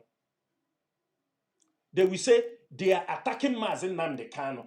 But how many of them are defending Mazi? Since they brought Mazi Nnamdi Kanu to Nigeria, the issue of that Chinasa is building hotel. Chinasa is building, he was in Nigeria. The issue for 5 years. Now it has been put to rest when I show them the hotel, ask them to go and lodge there. I give them some discount. The same hotel is in Enugu, is in Owerri, in Abakaliki. I have given them, yes, I own it. Let them go there. Since they know the hotel, let them go and lodge. That is where you see have tuned down. They know they have no truth in their mouth, but to blackmail you. To blackmail you. You were there. It is them. They will tell them, you know, in this struggle in Nigeria, who is the professor emeritus for insult? Name calling blackmail. If you say let us give, it's Mazi Nnamdi Kanu. He is the professor emeritus in blackmail, propaganda, and think of it, insult against anybody. Who have insulted him? Nobody. If you say the truth, they are crying.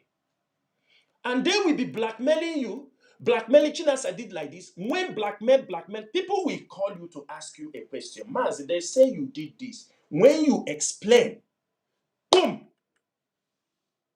Now you are gossiping against Mazi Nnamdi Kanu. But he will send them. He said, attack Chinasa Nworu. I used to tell people these things. He tell them, attack Chinasa Nworu.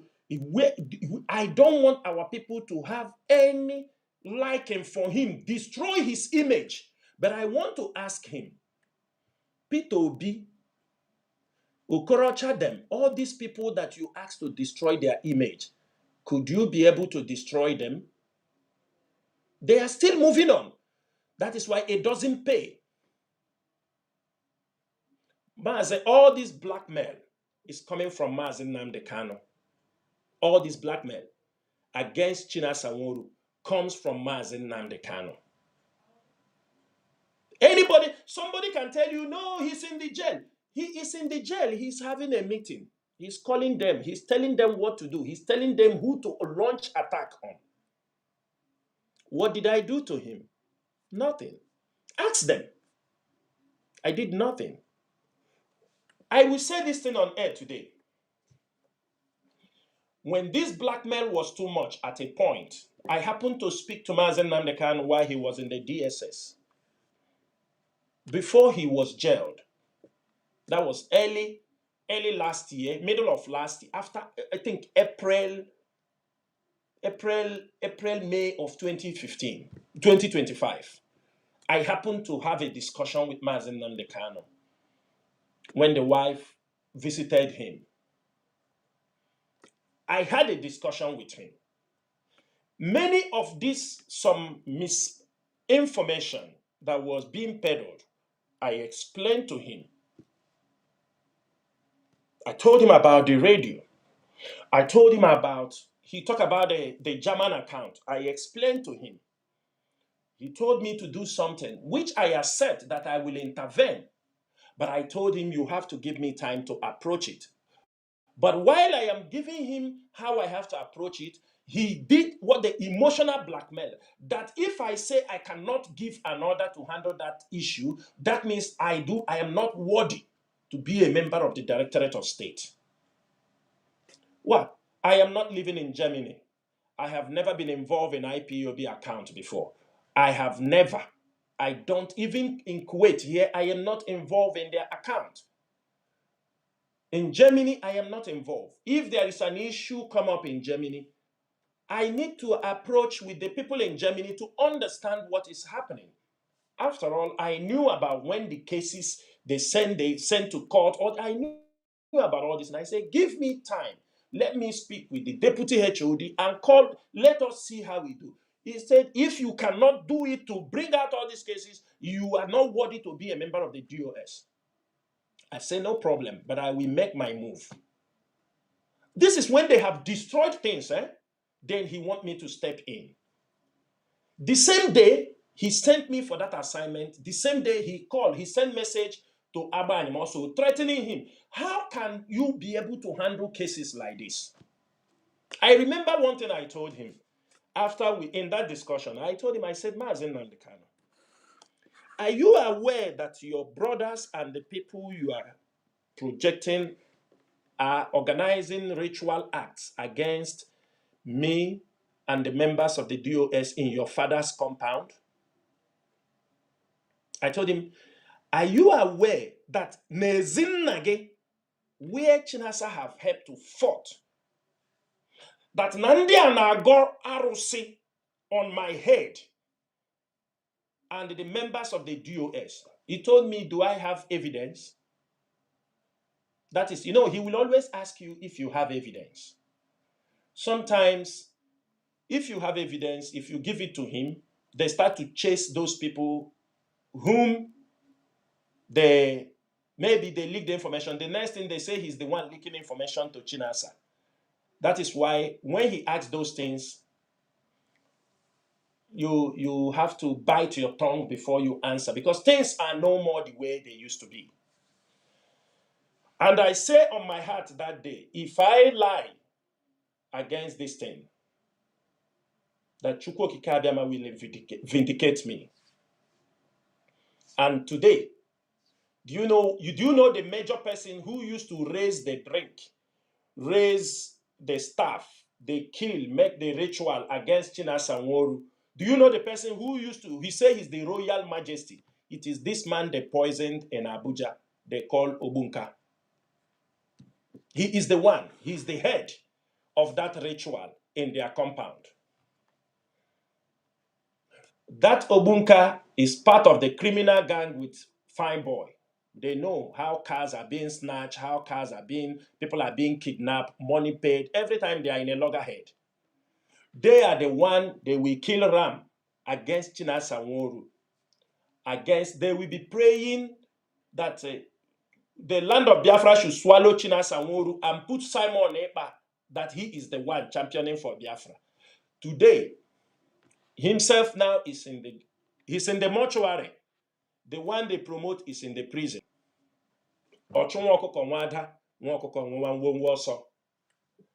This Obunka you people are seeing with Mama Biafra, all of them, I don't know them. But a month, weeks will not pass for them not to slaughter chicken or goat against me in the compound of Mazi Nnamdi Kanu. This is Mazi Nnamdi Kanu I have served. Do everything for Biafra. What did we do? Little did we know, because we never knew he really have his own. This is my own interpretation. I know three things. Only me know the three. One, you people know. Another one, Uchemefo know. It is now that I understood what he meant. It is now. It is now that I understood what that word means. I know three things. One, you people, they know. Two, Uchemefo know two. Himself know three. I now understand it very well. The three things has nothing to do for the restoration of Biafra. It is the life he lived that we didn't know about. The one we know is about Biafra. The two is the money. Uchemefo know how they were taking money from politicians. Uchemefo was aware. They know that they were collecting huge amount of money from politicians. Him and Uchemefo knew this. We never knew. And the last one is his private, the life he is living that have put this struggle down, have plunged this struggle where we are today. That is what he knows we never knew. Because the lifestyle of Mazi Nnamdi Kanu is what kept this struggle where we are today. We never knew. And the moment we found out, he's looking for our head.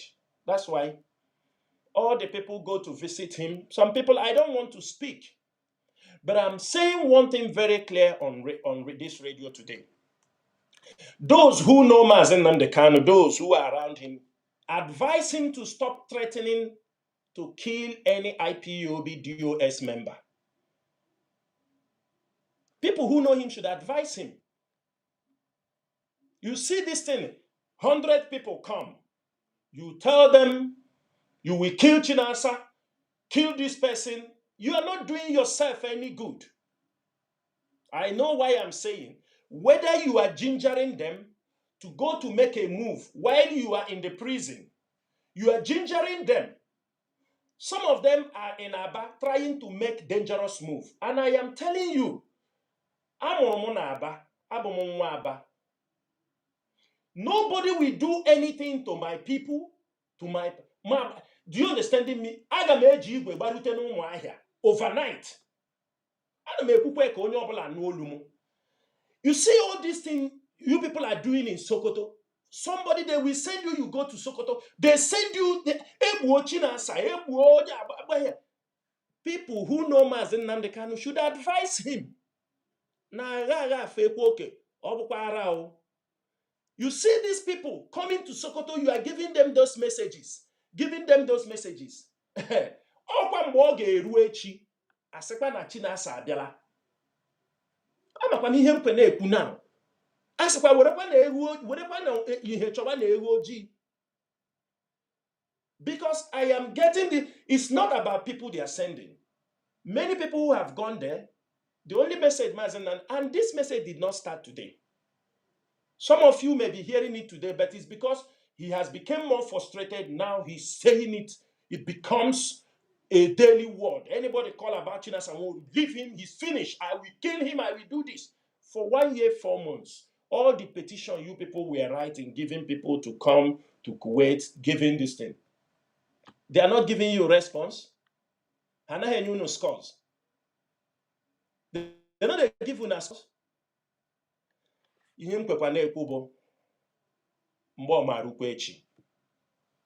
Why I'm saying these blackmails, all these blackmail have nothing to do with our struggle. It has nothing to do with our struggle. Because if you can blackmail P2B, blackmail Yeson Wike, okay, Zipazo, blackmail your wife, blackmail Obiano, blackmail all these politicians, blackmail people because of money, blackmail your own wife. Who is Chinasa Nworu? Some people come, he tell us Mazi Nnamdi, he made you. Before now, who is Mazi Nnamdi Kanu? Before now. You told us your story, how you were living in London. People knows you also. It is Biafra struggle that raised you to where you are today. Now, all of us, anybody we hear their name is Biafra that raised us up.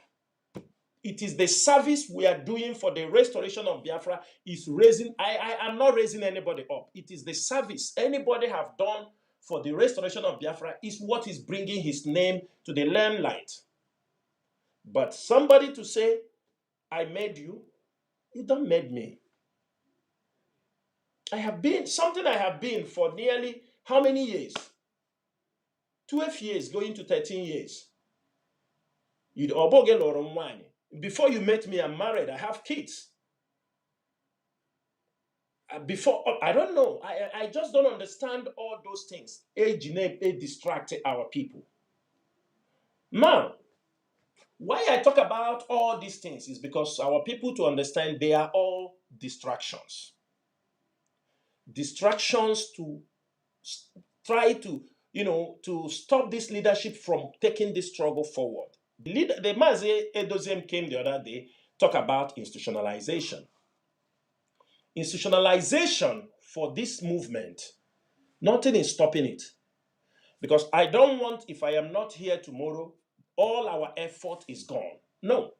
I don't want if any member of the DOS, because we are growing old also as we are fighting for the liberation of, if you watch countries that are fighting for their liberation from all these countries, sometimes the leaders will get old, other people must continue if that mission is not yet achieved.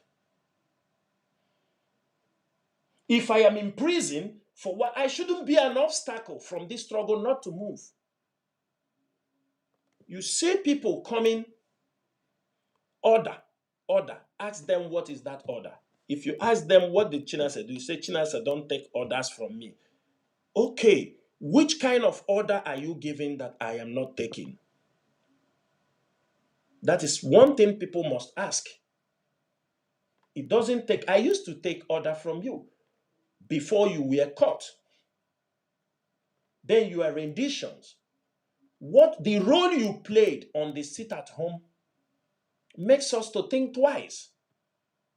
You asked us to stop the sit at home while you and your brothers turned from the back and started supporting Simon Ekpa.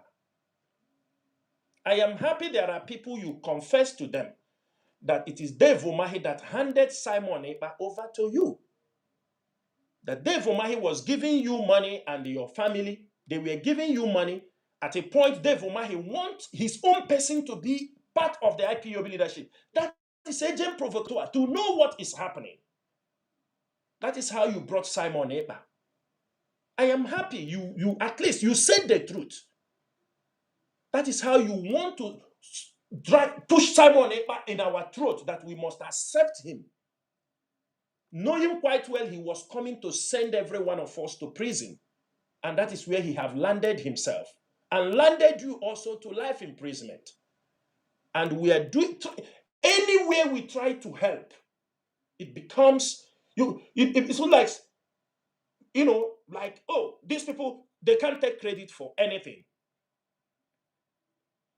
From 2021 is when you were sending the lawyers, your in-law, the father of your wife, you were sending them message to tell people on the ground that you don't work with the DOS any longer. From December 2021, these messages were there. They were there.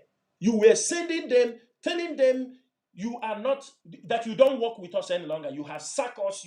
On many occasions, you wanted the Ejiofor to come and announce our sack. Ejiofor said, I'm not part of IPOB. On many occasions, you wanted him to. You said, I am not part of your organization. I can't make this pronouncement.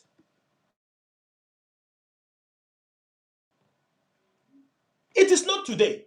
So that's why all these things people are shaking. These things people are talking. We look at them, we laugh. Because we know the purpose of those things is to destroy IPOB. Is to destroy the movement. And suddenly, people are telling us about code of conduct. Biafrans, let me tell you people about code of conduct. The IPOB code of conduct, ask him or those who are carrying it running around, who prepared the code of conduct? Is it not the same DOS that prepared that code of conduct? Is it not the same DOS?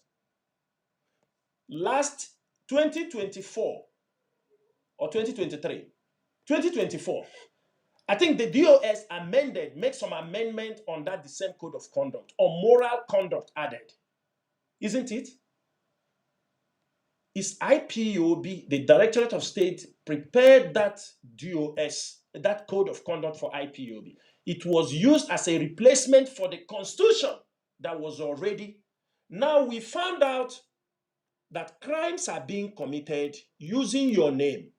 People are attacking people using the name of Mazi Nnamdi Kanu. People are using the name of Mazi Nnamdi as protection, committing heinous crimes.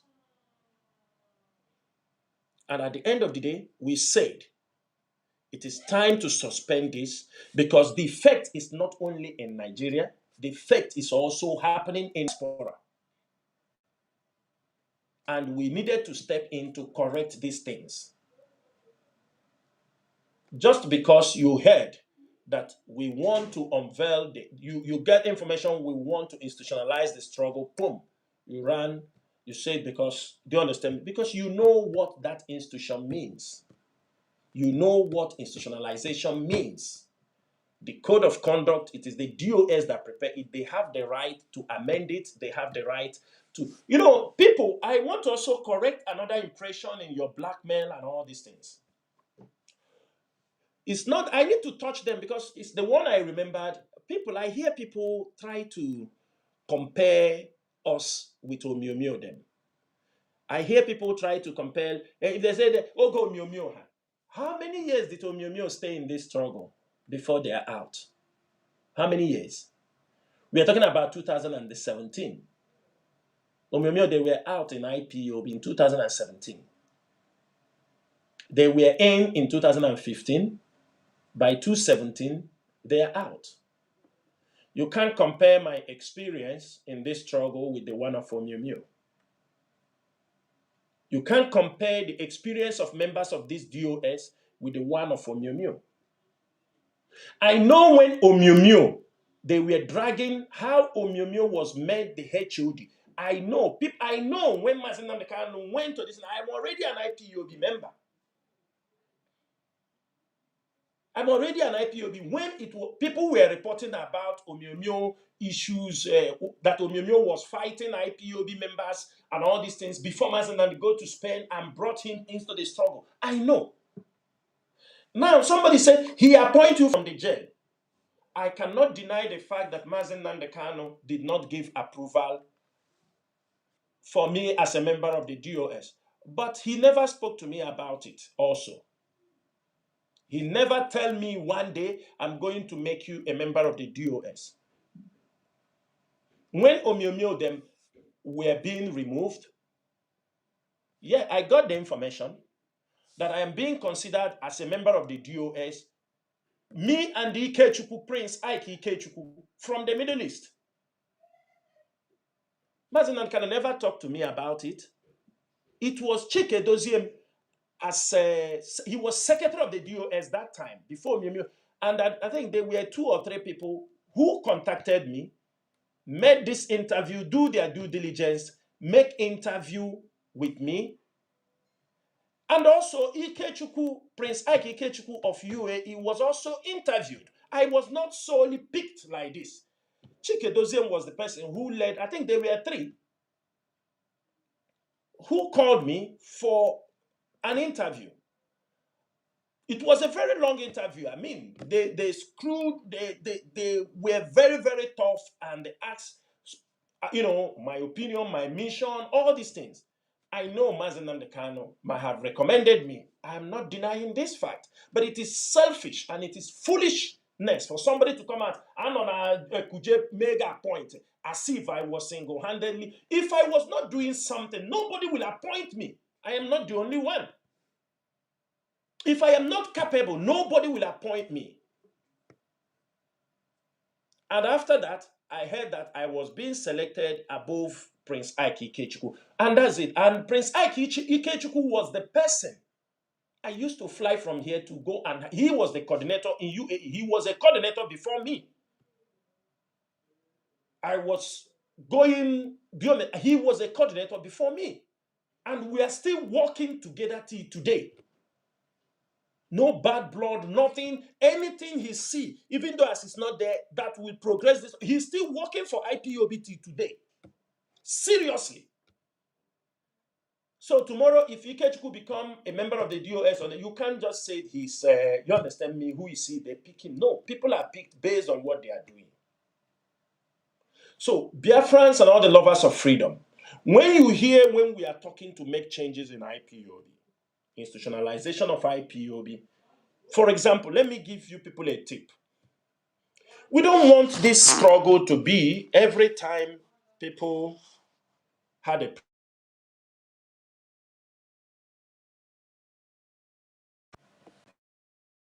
tell you, don't worry, when Biafra comes, you will reap your benefit. No.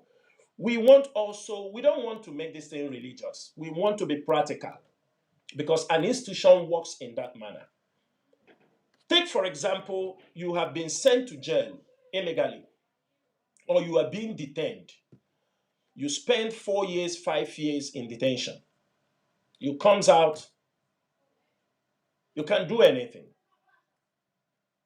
We tell you when Biafra comes, we will reward you. Is it fair? Why those telling you those things are living in luxury, living large? So the institutionalization of IPOB, this movement, will lead that if you are in jail for 4 years, 1 year, 2 years, the leadership will know every month what will. If you come out from the detention after we tried, you come out from, if it is 5 million, there must be a compensation to start your life afresh. While you to at least start your life, even if you don't want to join the struggle any longer, start something for yourself. We cannot give you only hope. And by Biafra, that time you will Biafra a mega head of the finance in the whole of Okbalangwa. No, we don't want that. We know our people who have gone to jail for this struggle. There are some of them who went to jail and come out, they are not employable again. Look at people like Chidebere Omudiwe. He's a mechanical engineer graduate. Since he went to jail and come out, life have never been the same. Who will employ him? Look at Bright Chimezie. If he's not independent, working for himself, who will employ him? Look at David Nwanwisi, electrical electronics engineering, who was working with the Siemens out of prison. Who employ him? Will he depend on your handout every now and then? If you institutionalize this struggle, they will have their benefits. If you calculate how many they have gone to jail, if it is yearly, we don't know, but you come out, IPOB must give you a support, not a handout. The institution must pay a compensation for you so that you can start your life. Even if you said, I don't want to do IPOB again, we don't have any problem. But you have paid a price. We don't want you to live with agony that you went to prison because of this struggle. Because if we give that opportunity, you can sabotage this struggle along the line. That is where we have our people, their houses are burned. They went there and burned their houses. If IPOB is institutionalized, we have the money, we can rebuild. You have 3-bedroom they burnt, we can be able to rebuild it for you. We are not telling you Mbabia Frabiara. No, we are not going to tell you Mbabia Frabiara. Somebody telling you Mbabia Frabiara while himself is buying houses, driving flashy cars, living luxury. Now, we don't want to fall into this religious trap any longer. On this mission, we believe in practicality. And that is why we want to institutionalize this movement.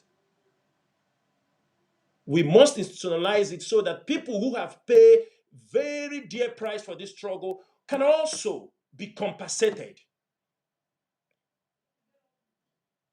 Let's leave people who have destroyed their businesses. Keep those ones aside. But what I'm saying is this. We stop all these people who are using the name of the struggle because the IPOB is not institutionalized. People, you see all kind of order coming from everywhere. People, their work before, they were Yahoo people, they were con men. They now join IPOB. They hide inside IPOB. They have no shame. They start defrauding our people in the name of the struggle. There is one of our brother. He's in Aba. He's a handicap. He used to, I think, handle feed, all these things. He's a handicap man. He was doing very well. See his warehouse. They have used this struggle. These people are heartless to the point that they will go. Nnamdi Kanu say, bring money. We're going to see Nnamdi Kanu. That handicapped man have all his money. They have defrauded that man with the name of Nnamdi Kanu Sekwa. I know Mazi Nnamdi Kanu cannot send people to, but these are people using his name. There are many people out there. I mean, Mazi Nnamdi Kanu, he's in the jail. But I don't think he will he go so low? Somebody who is a handicap, they are using his name, defrauding those people. Now they have squandered and destroyed that man's business. He was known. People know he used to drive one Sienna. They constructed that Sienna because it's a handicap. They have used the name of Mazi Nnamdi Kanu and finished that man. I don't think that man can feed himself any longer. That is why you see some of them, because they need to call the name of Mazi Nnamdi Kanu for them to be able to survive, for them to defraud people. For them, this is what we don't want in this struggle because it's giving us a bad reputation. I can tell you, many people, these fraudulent individuals in IPOB have bankrupted within these 5 years. There are people coming to us saying, they are asking me that they say I should be bringing money, 1 million, 2 million for every month for Mazi Nnamdi Kanu. Some of them, they are out there. They think we don't know, but sometimes we say, we don't want these things to be happening with the name of IPOB. Enough of all this rubbish, and we are not ready to continue handling this kind of blackmail. It's not stopping us. IPOB leadership is focused. But sometimes, Like one of our brothers said, he said, "You people leave this struggle, leave those ones for us. We will handle them." We are focused. You know, one funny thing. Let me tell you something. Don't overrate yourself when you are dealing with an institution. These days you see them, they write letters making noise. They forgot that IPOB is grounded, this leadership is grounded, that you can't even write a letter against IPOB. Let me tell you, we have engraved the name of Chike Doziem in many government bodies. Projected him. This is IPOB. This is who we are. The way we projected Mazi Nnamdi, we are also in another pattern projected Chike Doziem in the heart of government bodies. That when Chike Doziem write a letter, if you bring your own, they put it in they shred it. You don't know? You writing letter against Chike Doziem, calling him names. And this is a man people respect. Forget about his gentleness and all these things. Then you're writing, you think. Those letters he wrote, some of the country also contacted us and asked us, what is this letter all about? Do this man know that he's even is in jail? Some of the countries he wrote. And we responded. You know? So don't ever think that you take paper, you write. You take paper, you write. We have built IPOB in such a way you can't lay accusations. You know, one thing they don't know, that this their blackmail makes them liars in front of the government bodies. Make them big liars. The government doesn't take them serious because they found out they are just lying and blackmailing. They don't take them serious. When a leader has put himself, his image, on propaganda, on lies against people, political opponent, his own lieutenant, nobody will take you serious. Nobody. Nobody will ever take you serious. If nobody is telling him, he should know. And those talking, you blackmail politicians, you take money from them. You think the outside diplomatic ones, they don't know? You take money from them. You blackmail your own lieutenants in the struggle. You are the sent. And they know you very well. They know you very well. They followed you. They have your track. And you continue. You tell them, call Chinasa Nworu this name. Call Chinasa Nworu this name. Call Chinasa Nworu this name. Call him this name. Call him. When you say those things, they call, they bring all those names. People ask. Even people that know me knew that I never answer such names. They never come closer to you. But for you, you're just saying, blackmail him.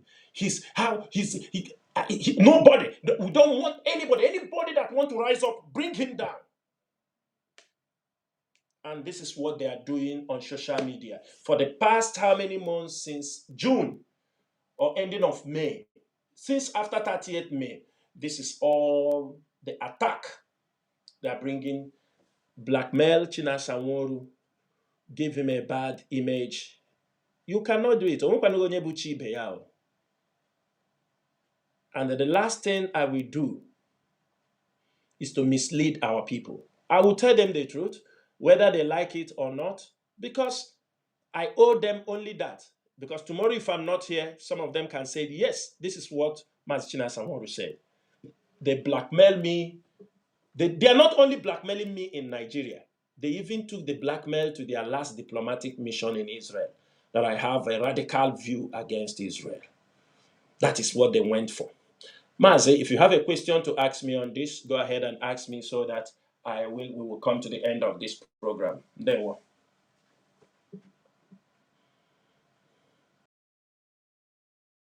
You have to say and how you have been able to lay down your point.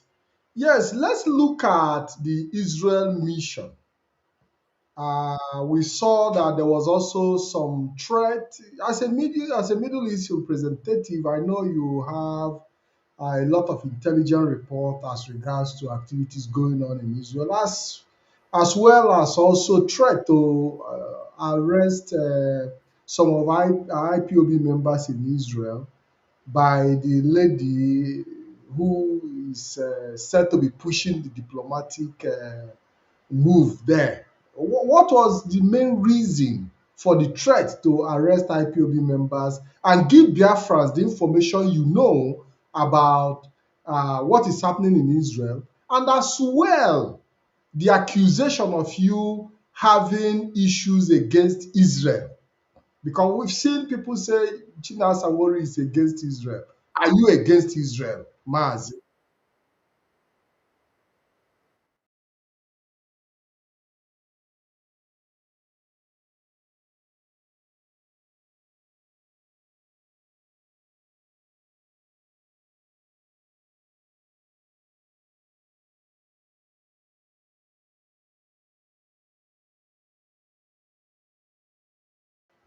I don't know. Maybe Mazi Chinasa Nworu is having some technical issues, and I hope that he will be back soon to respond to the accusation of him being against Israel. We've seen that uh, in many of the blackmails where they say that Chinasa Nworu is against Israel. And we've also seen some diplomatic moves, on the social media. And a few weeks ago, we also saw how Nigeria also drifted, towards Israel, advertising their relationship with Israel after that event that happened. So there is this diplomatic back and forth where Nigeria is also trying to draw Israel closer to itself as a kind of sending the signal that Israel remains a reliable partner diplomatically. So while we wait for Mazi Chinasa Nworu to uh, come back to respond to some of these questions, we all know that Chinasa Nworu have been a victim of blackmail for a very, very long time now. His name have been rubbed on the mud over time, different names, different insult every day on social media. In fact, there is no day that passes without his name being dragged from different platforms, and you start to ask, what is special about Chinasa Nworu that have made him become so popular that he has become a topic in the lips of many. And it goes a long way to show you that there is something that he knows that we don't know, obviously. And I would like him to come back so that he will be able to respond to some of the questions. So while we wait for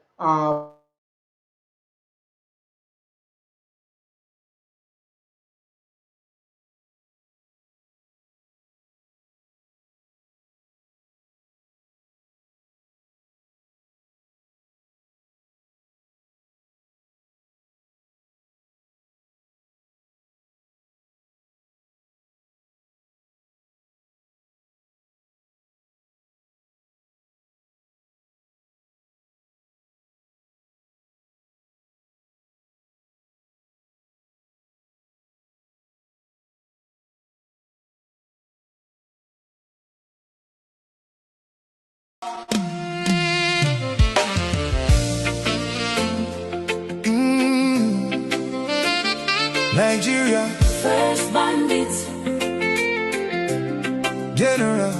General Yakubu Gowon. Nigeria, first bandit. The 32-year-old accidental leader. You lied about Aburi Accord. Everything else in your book is a lie. In your book, if you lied about Aburi, that you were having malaria and did not know what you signed, then everything else must be all lies. you claim to be a Christian. You waited till Ojuku is dead and started talking and started lying. You can't redeem your legacy with lies. You lied that most the bullets and most bombs from the Nigerian army hit the palm trees and not human beings. Asaba massacre, people dressed in white. They're the palm trees. Women and children in the market square, they are palm trees. Right? Your book belongs to the dustbin. Trash bin. Nigeria problems today. Credit to you. Hey.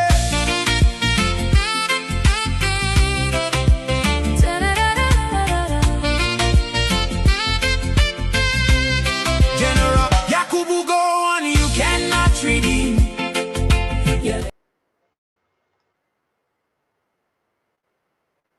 Yes, thank you very much. We are back. We are back, and I want to say thank you for your patience, Biafrans all over the world. We were having some tech.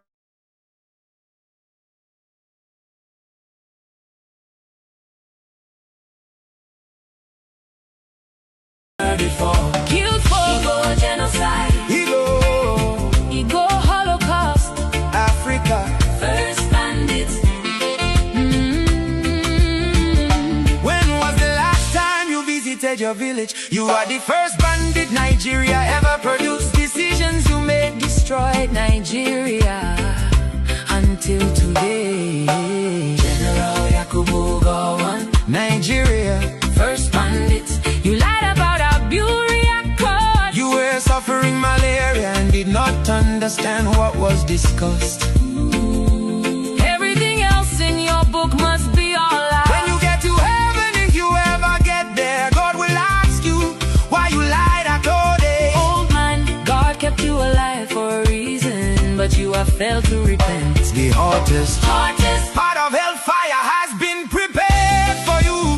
he say, No peace and happiness for you. not at all. Amen. Amen. Ojuku will be fanning your hellfire. Adding fuel to firewood. Nigeria. First bandit. Asaba people dressed in white are palm trees. Nigeria. First bandit. 2 million children starved to die. Died are palm trees. Africa. First bandits. God kept you alive for a reason, but you have failed to repent. Yes, thank you. Thank you very much. We continue to see technical problem, which I'm trying to figure out, but I believe that we are back finally. Mazi Chinasa, are you there? Can you please unmute? Okay, I think we've been facing technical. I don't know what the issues are. I cannot say, but now that you're back, we need to start winding down because we spent a reasonable amount of time.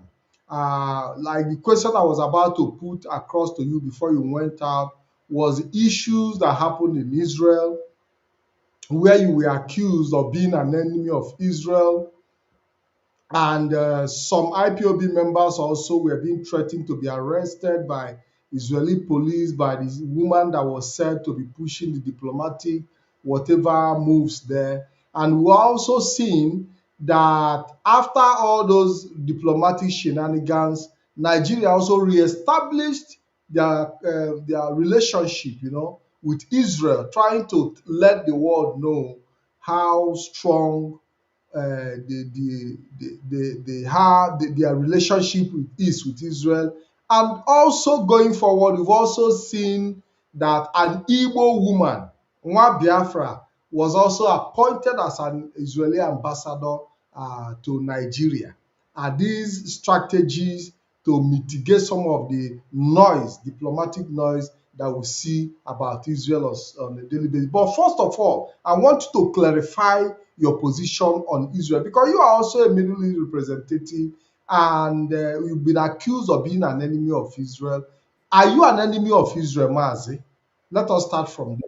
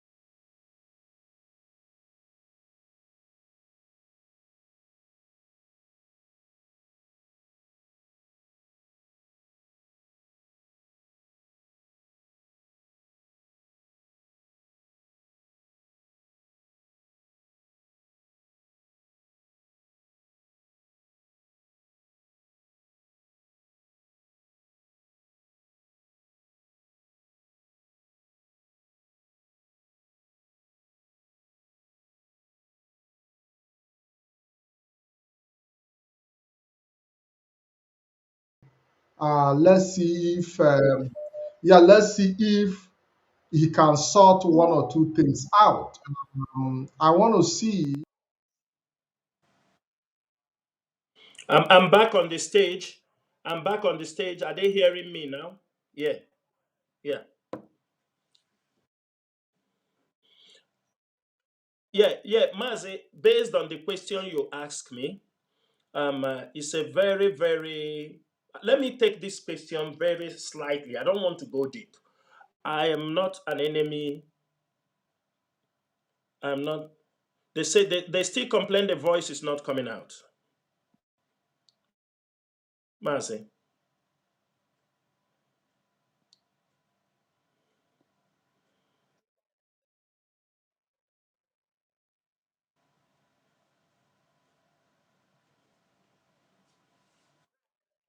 Yeah, they say it's not coming out on the. Okay, they say I'm back. They say it's back. So people go back and check. They say it's coming out. It's coming out. So Mazi, on that particular issue, the my major concern for any IPOB member living in any foreign country is to make sure we secured, especially our people living illegally in those countries. That is our main target, our main goal. Make sure they secure asylum status. It's a kind of a partial recognition. Do you understand me? It's a partial recognition. In Europe, many countries in Europe partially have recognized the struggle, the resistance of our freedom, and they are granting permit asylum status for our people. Now, that has always been my main point. Anywhere, the countries that can give, we are working seriously on that. And if you come to Israel, when our coordinator was deported, when our coordinator from Israel was deported, Mazi, I was broken. I have to be frank. I was highly broken when he was deported. He was deported after every money he had, every money he saved, even from Nigeria, he brought it and he was deported. I was not happy. I start to ask certain questions. I start to say, I thought these people, they said we have good relationship with them. I thought they said, based on Mazi Nnamdi Kanu and all these things, all the whole things he used to say. Now, it started to dawn on me and some members of the DOS that something is very wrong somewhere. What are those things? In 2018, when Mazi Nnamdi Kanu appeared in Israel, something happened in Israel. When he arrived in Israel, most of our people living in Israel, both IPOB members and non-IPOB members, people who call themselves Biafrans, they thought Biafra, as Mazi Nnamdi Kanu arrived there, that, oh, Biafra has come. That single opportunity that happened, this woman, they say they are going to get asylum status for our people, everybody. Mazi, many Biafrans, both those in IPOB and not in IPOB, all of them were assembled. Hundreds of people. They said they will contribute money for this particular issue. Some of them say they paid up to $1,000, some 1,500. They were being charged heavily. And that is where this woman came in. This woman that came in, she has been there according to them. I know her as somebody who the husband, Mr. Nwosu, I know her as an IPOB member. So when the husband died, she was still there. So along the line, the woman, they brought this issue. They said the people should contribute. Many people contributed a lot of money. Be- a lot, in thousands of dollars that they say they are going to get them asylum. When I heard this, as a Middle East rep, because Mazi Nnamdi Kanu was there, they start, oh, do you understand me? They are going to file, they will give them. I kept silent because he was there. Later on, it boomerang. My concern was it is impossible to give everybody asylum at a go because asylum cases are being handled on individual basis. What you said, they will hear from what you said before an asylum. Going to say everybody to come, they are going to give you paper. I said, this is fraud. I told them, I said, this is fraud because it's going to boomerang. Along the line, when Mazi Chinasa left Israel, that problem boomerang. The Igbo people who contributed all this money, they descended on the coordinator. And the coordinator was not the one who collected this money. He was just the coordinator. The money was handed over. This woman was the person who managed that money with Mazi Chinasa. They say they opened an office that time in Israel. Yes, they opened an office for some months. What did they do? I heard a lot of things. Problem. Our people in Israel complained. People said they knew that they just went and filed something in the court and it was thrown out from the court. That is how their money all disappeared. Thousands of dollars were contributed. At a point, Mazi Chinasa called me to step into this matter, called the coordinator, asked him, he gave some serious warning. Now, I went to the coordinator. I want to understand why this threat they are making on you. If you know you are not capable to handle and subdue this problem, I will throw you out as the coordinator and put another person. When I go to the coordinator, I want to know. He explained everything that happened. That people are on his neck because of all the money that was collected. I say, really? They say, yes. I step into that matter. I try to handle it. They set up committee, try to handle this issue, and this issue went down. Let them to understand that this asylum cases is something of individual basis. How how these issues are being handled. You cannot just come bring everybody, say they are going to give asylum. I say it's the wrong step. My problem is I want you people to have at least get asylum status while you are there so that you can be able to speak for our project. If you don't have asylum, you are illegal, it is impossible for you to make a move for us. So Mazi, because of that, when autopilot Mazi Chinasa was renditioned, a lot of things happened. Lies upon lies, things that was being I was not. Then they deported the coordinator. The coordinator was in detention for 1 year, 1 month before he was deported. Now, during that time, little did we know that Castro Nkume have joined the autopilot. But we were thinking he's still with us. Even at a point I heard he used our money, was sent to autopilot group. So we didn't know that Castro Nkume, because his girlfriend was suspended as the coordinators of autopilot. Mazi Chinasa expelled her from IPOB. We didn't know that Castro was bittered.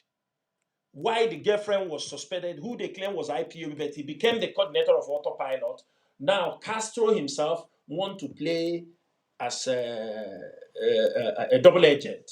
So he will attend the Middle East meeting. He will use everything we get to hand over to them. He started playing double agent, and later we realized, there is something in Israel. All those people that have paper in Israel, they threaten their fellow Biafrans, their fellow Igbo people who don't have paper, that any small thing, they will threaten you with police. They will threaten them because they know those people don't have paper. So every moment, they cannot engage in a pure conversation with them or settle issues without threatening them to send them to Nigeria. So that is one of the major things that used to disturb me about our people living there.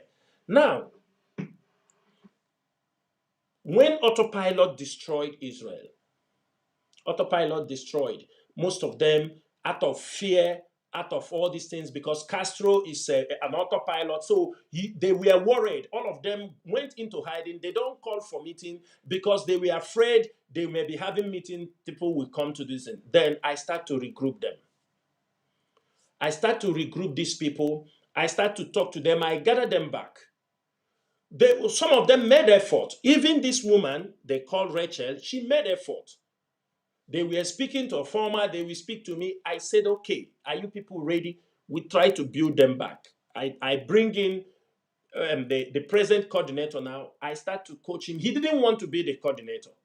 I tell him, you will be the coordinator. We cannot, all the effort there cannot just go in vain. I start to tutor him. I start to encourage him, give him the moves he can make. He start to get the people together. Now they have come together. I do have meetings with them on how they can be able to stand. From that time, Mazi Nnamdi Kanu was rendition, the coordinator was Israel don't contribute to IPOB struggle any longer. They fall apart. They don't contribute even $100 until when I brought them together.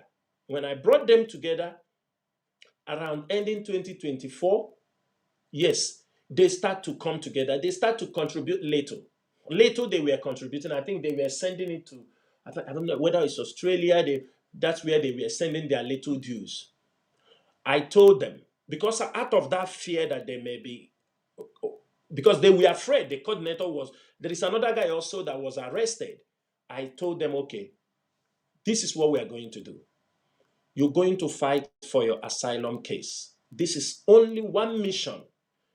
They said they can get a consultant. They brought the consultant. We approved it. The DOS said, go ahead. Now, they said there is some money to be paying this woman. Everything I have it. They said, I told them, we don't have money. But there is something I can do. As a Middle East rep, I went to the DOS member. I pleaded. And they granted that request. I pleaded for them. I said, Mazi Doziem and other members of the DOS, I said, we do not have money in our purse to now start to sponsor a consultant in Israel. But if the few members there can contribute the money, I want us to exempt them from monthly dues. And some of these dues, let us see what they can do, how they can be able to manage to make a move. Now, when they go back and see the money they have to contribute, it is a lot of money. One person was contributing $200. Some are contributing $250 every month. Mazi, it's not a small amount of money. When I realized the amount of money they are going to contribute, I now informed the DOS. The DOS said, okay, we are going to grant this. We are going to exempt them from contributing dues until they make a headway on how to get these papers done. I said, fine. I came, I told them, I said, okay, now you are exempted from dues. Let us see what you can do. Since we don't have money to be paying, the money you contribute, use it to make the payment. The contract was signed in October last year.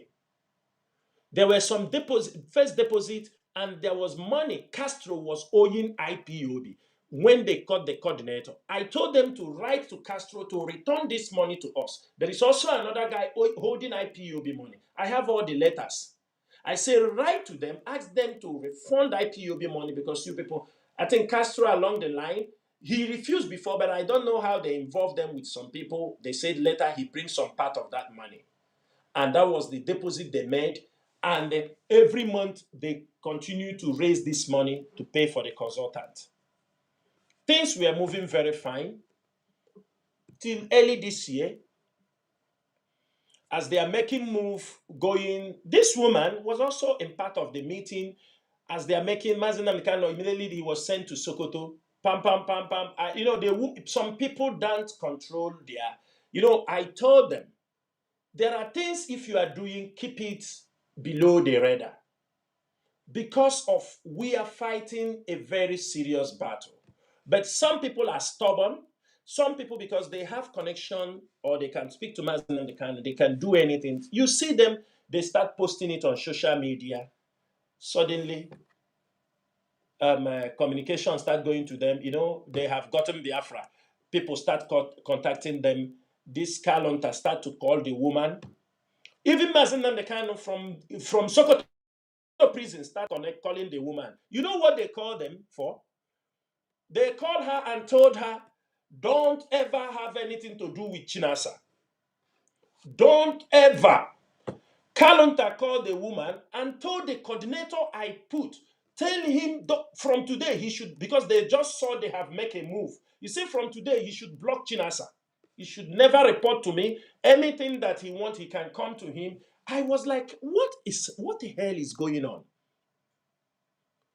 What the hell is going on? When this project was going on, this woman, it is the DOS members, they say they're supposed to go because they went there and the country asks about the DOS members. They know about Chike Doziem. I don't want to go deep on other things. Now, they were preparing that if this case is going, some members of the DOS will go to make the presentation for the asylum case for IPOB. This woman is there. I'm not lying against her. They say they need members of the DOS. I said, when the time comes, the DOS have already appointed people who will go for that subject. Suddenly, when Mazi Nnamdi Kanu started speaking to her, they told her, don't talk with Chinasa. They start their blackmail, their brothers, they start. I look at them, I say, they started. The woman go gaga. The woman is... Now, if I make any post, the woman want to find a fault in anything I post. I send something out, they say that I am attacking Israel. I say this side, they say, they said, even, I become, every post, you write something that is happening, the truth, what is happening for people to be aware. Normal things, they bully that I'm attacking, I hate this, I tell them, it's for the interest of my own people. Everybody fights for the interest of their people. I want our people, I'm not attacking them. And I want to know, how am I attacking them? They can't tell you anything. Their leader, they said I am Arab, I am this, but he's answering Supreme. Knowing quite well Supreme is associated with Iran. Knowing quite well, Supreme is associated with North Korea. Supreme, anything Supreme. If you call Supreme, you are talking about Iran. And the Western world don't look somebody with a clear eye when they see this title of Supreme. People don't understand all these things. I told them there are things we cannot make. Hoping that Israel will do this for you, do that for you. You are lying to our people. Let our people get asylum status first. The moment he start contacting them, they tell them the whole thing scatter. He said they should not, even the president, he said they should remove asylum for our people. If you go to what the woman wrote, that is not the major, that was not the objective of starting what we started there. It was not the objective. I said, why Mazi Nnamdi Kanu will be lying? It's a journey he started. What is happening in Israel is something he started. In 2019, you didn't initiate anything. This thing that is happening started in October last year. Mazi, a lot of things happened. Last year, early last year, 2025, or ending 2024, I was called. Is it by Castro Nkume? He called me, told me that this woman asked that there is an apartment owned by Mazi Nnamdi Kanu in Israel. We need to pay the apartment. I said, how? I said, Mazi Nnamdi Kanu is not living in Israel. He left Israel since 2019. I said, who has been paying for the apartment? They said Isinene have been paying, but Nene don't want to pay again. I said, so what is our own duty here? They said he told them that if Middle East can... I said, no, we are not paying anything. We are not paying. Mazi Nnamdi Kanu is not in Israel. Mazi Nnamdi Kanu left Israel in 2019, rendition from Kenya in 2021. He has spent nearly 4 years. The apartment is for what? What is inside the apartment? Is it gold? Is it... what is there? Did he bought the apartment? They say, no, he's paying rent. Who is staying there? Is it a place here? Okay, all these years. Israel is a tourist country. Why you don't use it to make, even if it is B&B or what, furnish apartment stuff. If really they want the apartment. They said where the apartment is not good to make. I said that we can pay. Tell the people, remove the things inside the apartment, hand over the apartment. We don't know when Mazi Nnamdi Kanu is coming out. Don't do, when you say these things, you become an enemy. They say you hate Mazi Nnamdi Kanu. They say you should bring money. You say you are not bringing. I told them clearly, I will not tell Middle East people here to be raising money to be paying because we don't know about this apartment. Besides, Mazi Nnamdi Kanu is not in Israel. We are not paying anything. And I made it very clear. Do you people believe that this apartment, when I told them now to go and return the apartment, they start calling the person who is using this apartment with intelligence we have for how many years this apartment is being paid for non-IPOB member. One man from Mbise who is making also, they call him Rabbi. That is where apartment IPOB is paying. On Agade na Aboringo. Odosra the apartment IPOB paying. Eba keji na Aboringo for all these years. Can you people believe that? Ebe a ka ọ na-akpọ ụmụ nwaanyị aga data rabbi. Ebe a ka ọ na-aga ebi life. O nwere apartment IPOB. Now, he doesn't contribute in IPOB. He's not an IPOB member. They say before he bring that key, he have already cleaned up Bukro in that apartment. Maybe if I didn't respond in the way I responded, that thing will not happen. They will continue taking money from IPOB, whether it is in Nanya is paying the money or sending the money. This is hard-earned money people are contributing. Israel, when the Chinasa talk like this, they say Chinasa don't like these people. Chinasa don't like this person. Because I tell you how it is. We are not here to play. I am not here now. That is how the problem happened. This woman, before this time, immediately Mazi Nnamdi Kanu and the brother start talking to him. The woman see me now as an evil. This is somebody who used to be in the meeting. I speak to them. I talk to them, direct them what to do. Suddenly, I became the woman's enemy. They say I have radical views against Israel. I have this, I have that, I have this. Now they remove that particular mission of getting asylum status from our people. They said now it is, you talk about the release of Mazi Nnamdi Kanu and Biafra recognition. I said, no problem. They're giving you example with Somaliland. I said, look, if you want to do something, talk about, let them recognize our resistance, like Brazil did. We have not matured to be recognized. I don't see us scoring any positive point from that side. Don't use Somaliland, that Israel recognized Somaliland. We have not gotten to the point of Somaliland. Somaliland have their own territory. They control, they conduct election, they have everything, parliament, they sit. Besides, Israel wants something from them. We have not gotten to that level. You want Israel to recognize us unless you are not telling yourself the truth. You have not come to that level. We still need to do our homework before countries will recognize you. First, they can recognize our resistance, they can recognize our struggle, then before recognizing you. Now, talking about releasing Mazi Nnamdi Kanu, there is no problem about it. But put in your mind, you are asking Israel Parliament, the Knesset, to talk about release of Mazi Nnamdi Kanu. The issue will go to the Security Committee. And the Security Committee knows about all these things. I don't think you go for one. After your mouth is strong, people cannot play with you. Out of frustration, then the woman now connive, they bring people, they bring Kanonta, men. This guy is supposed to go with them also. Ma Solomon Eboha, fine boy. They suppose all of them, they put everybody is in the list to go. But unfortunately, I think few of them went. And they went there. Onye ha gara n'ụlọ ya this guy, they went to his house. They went there. It is Chinasa Nworu ka ha ji gaa there. They went to this is Zendibo, Sineno in Israel. He's a friend or former, they know him. It is my issue now.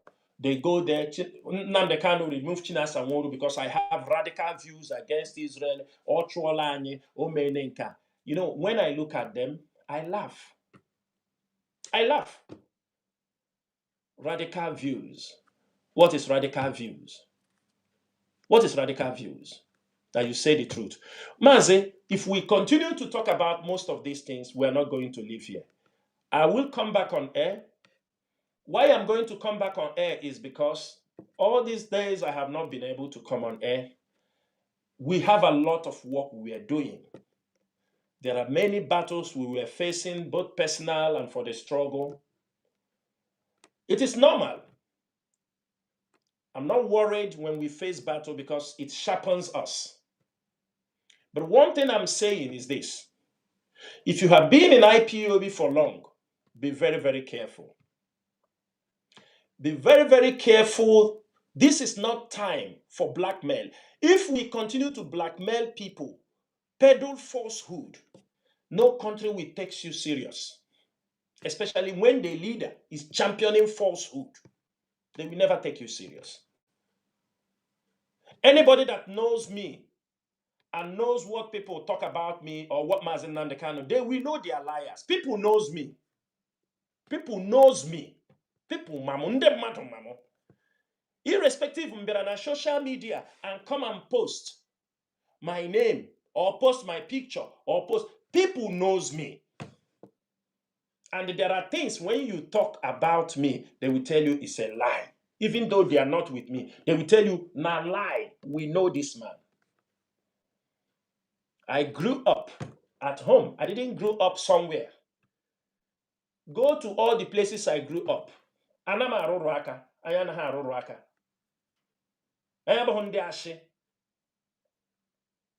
So if you come from a criminal family or you come from a very rotten background, don't think everybody is. Oh, after all,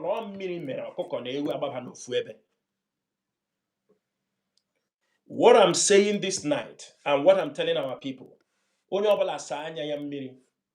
because they will drown you to your grave. Those who are drowning will drown you together with them.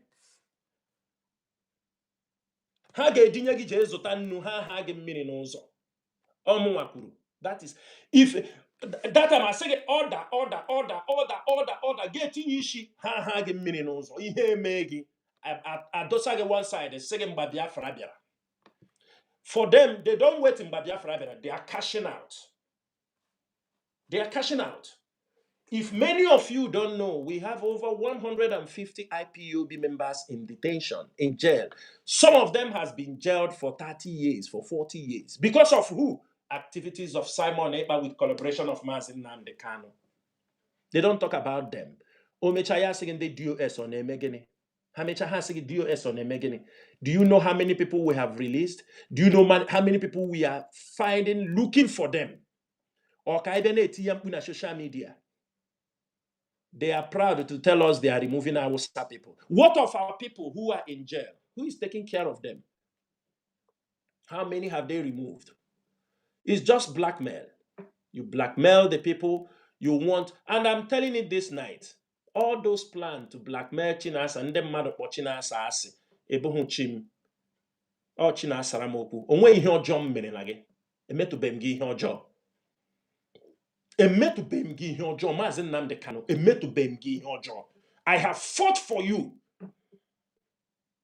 And I told your wife, and I told them, I said, any day it come to the point I make a 2-step backward that I will not speak for you any longer. It will not be funny. Today, you are paying people to speak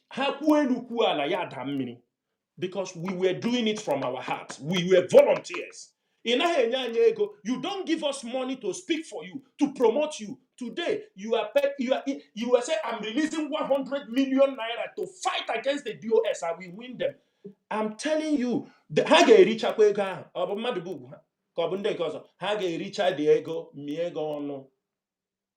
will finish the money.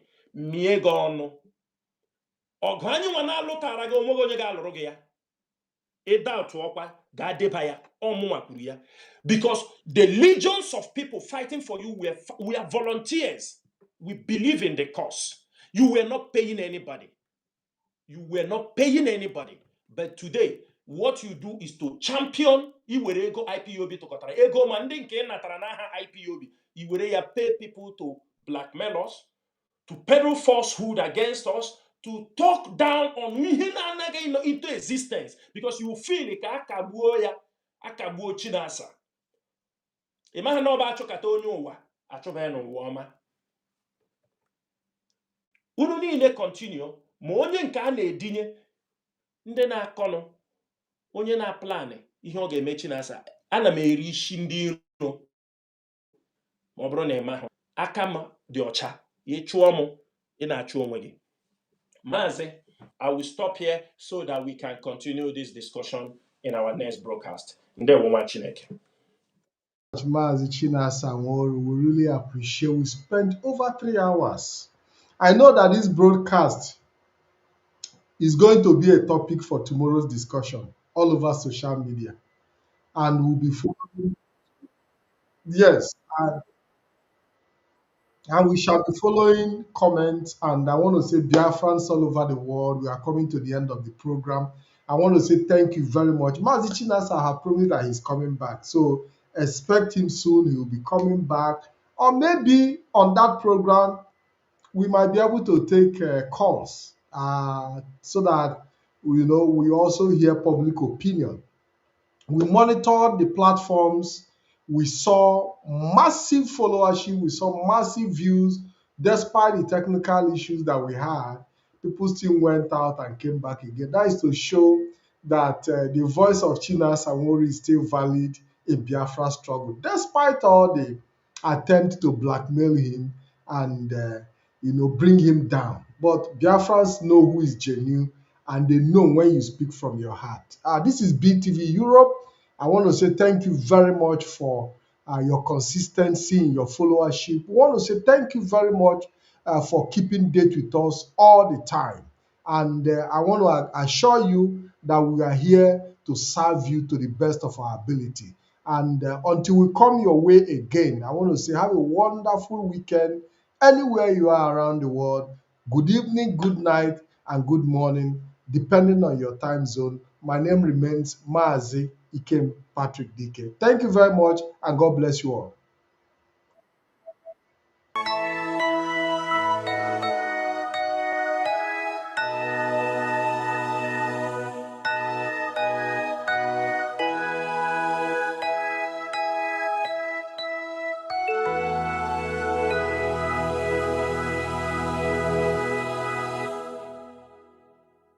Land of the